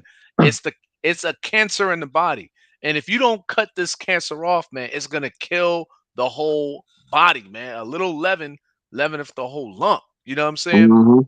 And the last thing is, it was beautiful how that brother told him. He said, hey, you said it's not about color, right? Well, do y'all let white people in? And that was a good reverse, logic right there. You know what I'm saying? I got to commend that brother. Because if it ain't about race, then where the white folks at? The white folks are there. They the white folks. There you go. They are the white folks. I keep listen, man. The Turks and the Kurds, they descend from Japheth. The Hispanics, like the Italians, they all come from the same people. That's why you can't tell them apart. They Europeans. They descended from Europeans. But real quick though, right? This is for the white cracker Alazar. I know you watching, and one of your Sakari clowns watching. I heard the white boy say, well, how did they cross the Euphrates then? How did they cross? Now, what you're looking at here is an image of the Jews being taken captive, right? The women is sitting on what? What are the women sitting on? You guys can see the image? Anybody? What are the women sitting on? Are them camels? No, look real good. Blow the if Shawshan, if you can, blow it up just a little bit. What are the women sitting on as they've been carried into captivity? It looked like I see children, but it looked like they sitting on something. They're riding on something. It's a wagon. They're riding on a wagon. Oh, okay. I thought you was talking about right here, like when you said what they sitting on. That's what no. I should have rephrased it. No, they riding. They on a wagon. They've been taken captive. Now I heard the cracker all as I say, well, how did they cross the Euphrates then? Many guys say that. Well, this is your proof right here, how they crossed it, and they've been led into captivity. All right, pull up the next image, real quick here. I want to show everybody the close image of the woman, what she looked like. No, the next one. Okay, that's the man. You can see he's a Negro. He's a Semitic black Jew. The next one. You only sent 3. I didn't send the woman close up. Nope, you sent 3 pictures. These are it. Okay, blow that as large as you can get it. Right here. Okay, yeah. Go to the woman in the back. Right there. With the baby. Yes, I have a closer image of her, and you can clearly see she's a Negro. I'll send you a closer image another time, but she's a Negro woman. Okay, but I just want to show everybody that they was led into captivity and they went on wagons. The women rode on wagons. Most of the men walked. Same thing with the Assyrians. When they went to war, the foot soldiers, they walked. Okay, the captains and the generals, etc., they took camels and donkeys and horses. That's how they crossed the Euphrates, back and forth. That's what they did. So this thing about them taking ships, that is a blasphemous lie. That's a lie. I'm done. That's it. I'm done. Okay. Well, anybody else wanted to say something? Because I ain't gonna play that video enough. I don't feel like playing it. I got a doctor's appointment in the morning. I gotta get in the shower and get up early. But we almost 3 hours in. So if anybody else want to say something before we get off? Yeah, I'm trying to get my Kaepernick on, man. That's what I'm trying. No, man, no, not tonight. I'm just messing with you. I already know what you gotta do with it. But that's what our new intro was. But yeah, so I'm glad everybody came on, man. We all brothers, we family up in here, and we all are family. But like I said, when y'all look at that video we just played, and y'all see what's going on. And what the brother Debar brought out today was a powerful presentation. Most High willing, we all here soon. The brother Lahab be back on. We got more stuff we want to bring out. Y'all ain't stopping this train, man. Hey, Qanath. That's right. I'm gonna call you tomorrow. No doubt. No doubt. I'm prefacing that by what I'm gonna say. No doubt. Okay. But yeah, y'all can't. I've been a little quiet. And it's all right, bro. You call me tomorrow. You got my number. Don't call me early in the morning because I ain't gonna pick up. No, you on the East Coast. I'm on the West Coast. No, right. The thing is this, man, and I gotta say this. And the real Hakadosh is like, say it. Right. You know, everything that was talked about in private. But it got brought out in front of the assembly, or the chat, if you will, that has no context about the conversation. And then other people wanted to chime in on it that weren't even privy to the conversation. And I understand, you know, hey, there's a teaching moment. Let's exploit that. No. there was a confidence because all those things were said behind the scene. If they were said in the General Assembly or the chat, okay, straight up. But that was said in confidence. And you know what?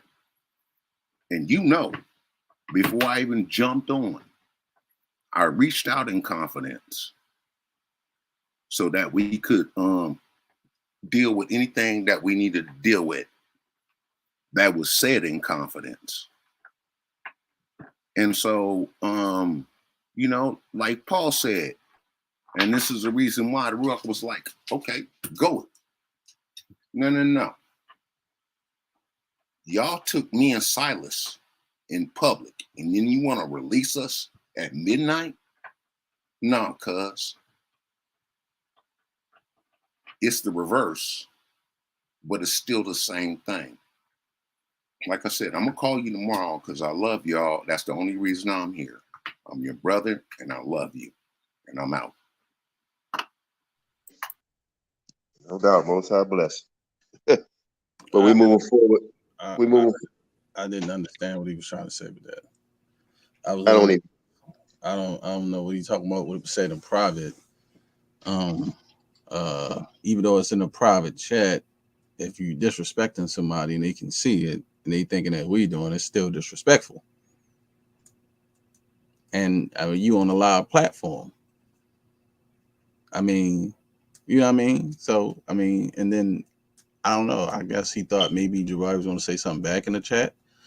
That's why I was a little confused about what Jabari was talking about. But you know, like I said, when you live, a lot of things go on. I don't know, man. That's you deal with it, Qanath. I'm gonna wash my hands with it. I don't understand that. I wash my hands with it first. Okay, but we moving forward. At the end of the day, man, we got bigger fish to fry. You know, man, we got a lot to do. You know, so again, everybody, people that's tuning in now, Most High Will, Debar, and Shashan going to have this thing set up tomorrow to this video. That we're going to do a video tomorrow to let everybody know exactly when we're going to start the Patreon. So you can, okay, it's going to be at 8 o'clock on this day. Hey, you're behind in the building. You know what I mean? And so we can move forward with that. If you want to say something about that, Debar, in closing, you can, because we're going to close it out. Go ahead. Yes, sir. So again, family, this is a great, service to, the family, the FOPE family, and those who are our supporters. Again, we out here, man, to help our people, right? FOPE, for our people's edification. And so we're not just limited to the scriptures, y'all. We trying to help every possibility of life. Financially is the biggest thing that most of us are facing. And we want to educate and we want to empower our community to start to develop resources on a very high level. And we have a platform and we have many others. This is just the start. So please come join us. For all those who signed up, listen, we haven't forgot about you. That's why we're setting up this whole arrangement. That arrangement will then facilitate the big Patreon meeting where we're going to go over everything. And listen, so many people are reaping so many rewards. It's crazy. Myself, I can't even believe it every time I look at my account. And we want that to be the same reality for you. So that's all. Much love, family. I want to say Shalom, Most High bless. I appreciate Elder Qanath, Shah Sham, Elder JT, everybody, the FOPE family, Brother Kahan, much love and respect, King. I appreciate the reading. And that's all for me, y'all. Shalom. No doubt. Hey, look, hey, Debar, as soon as we he started playing the music, I'm gonna hang up and you hang up and call me because I told you about something. Yes, sir. Yes, sir. All right, Most High bless everybody. Sham, let's roll. JT, Most High bless. Kahan, all of y'all, man. Most High bless. Star, Lima, King Judah, everybody in the chat. Yeah, I can't see the chat, so Most High bless all of y'all, man. Y'all stay up, stay strong. Yo, Q, I'm gonna call you tomorrow. No doubt. Do that. Right. So we can set that up. As soon as he end this, start playing it, call me, Debar. All right, Sham. Yes, sir.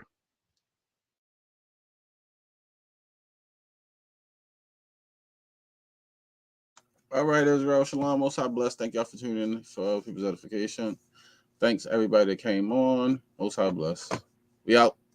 Shalom, shalom, shalom. All right. Tired. Bedtime. Shower. How do you do this?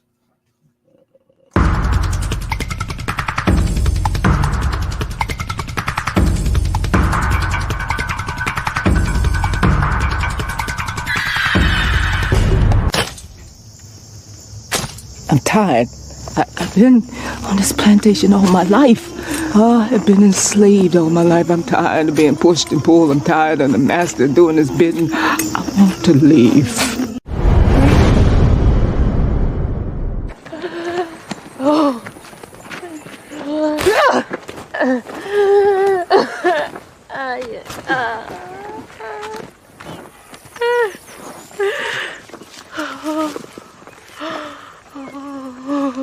You're doing this to yourself, Pat.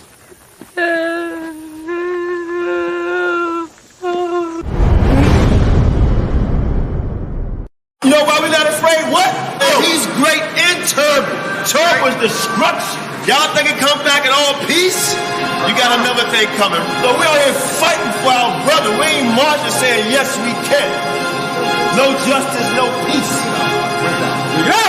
Fight for your sons and your daughters. I'm not wrapped too tight. Got 400 years on my back. I'm angry dog. I'm black like that. Won't contact with you whites. And all the niggas I stand here with, they share my same sentiment. I'm fucked up tonight. Won't kill my brothers no more. Want all the smoke. Motherfucker popo. This is my battle cry.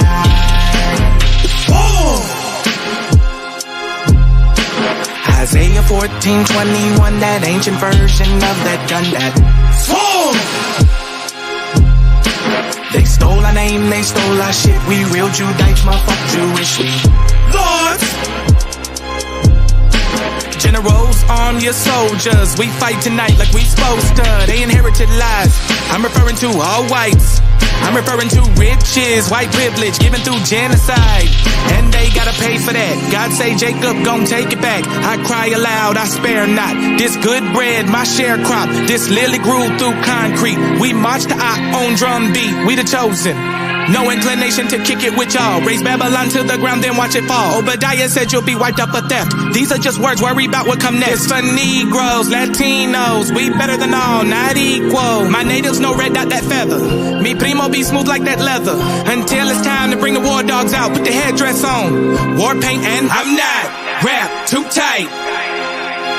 Got 400 years on my back. I'm angry dog, I'm black like that. Won't contact with you whites. And all the niggas I stand here with, they share my same sentiment. I'm fucked up tonight. Won't kill my brothers no more. Want all the smoke, motherfucker popo. This is my battle cry. I got the spirit of grandfathers past. Front porch sitters, Nat Turner dangerous. A real life illustration of angry and that painting. Of Malcolm staring out the window with patience. One hand on the curtain, right hand on the AK spits. 47 rounds, all to bring down Satan. Same way Abel was killed by Cain. This will be an introduction from the fuck shit into the fire. Probably join the list of artists who died before they retired. Most High said I'm hired. Sire will never spit a line aimed at my kind, less meant to uplift. Toughness will be redefined in my rhymes. A squad of men with the spirit of God, with an affinity to point their weapons not at the brethren but at the enemy. Khaki colored kids, baptized in the flames of combat fashioned. In the trap we escaped, our fate was to be great and noble. Moses reincarnate, so be hopeful and know I bring word from A and O to Pharaoh and white folk, let my people go, cause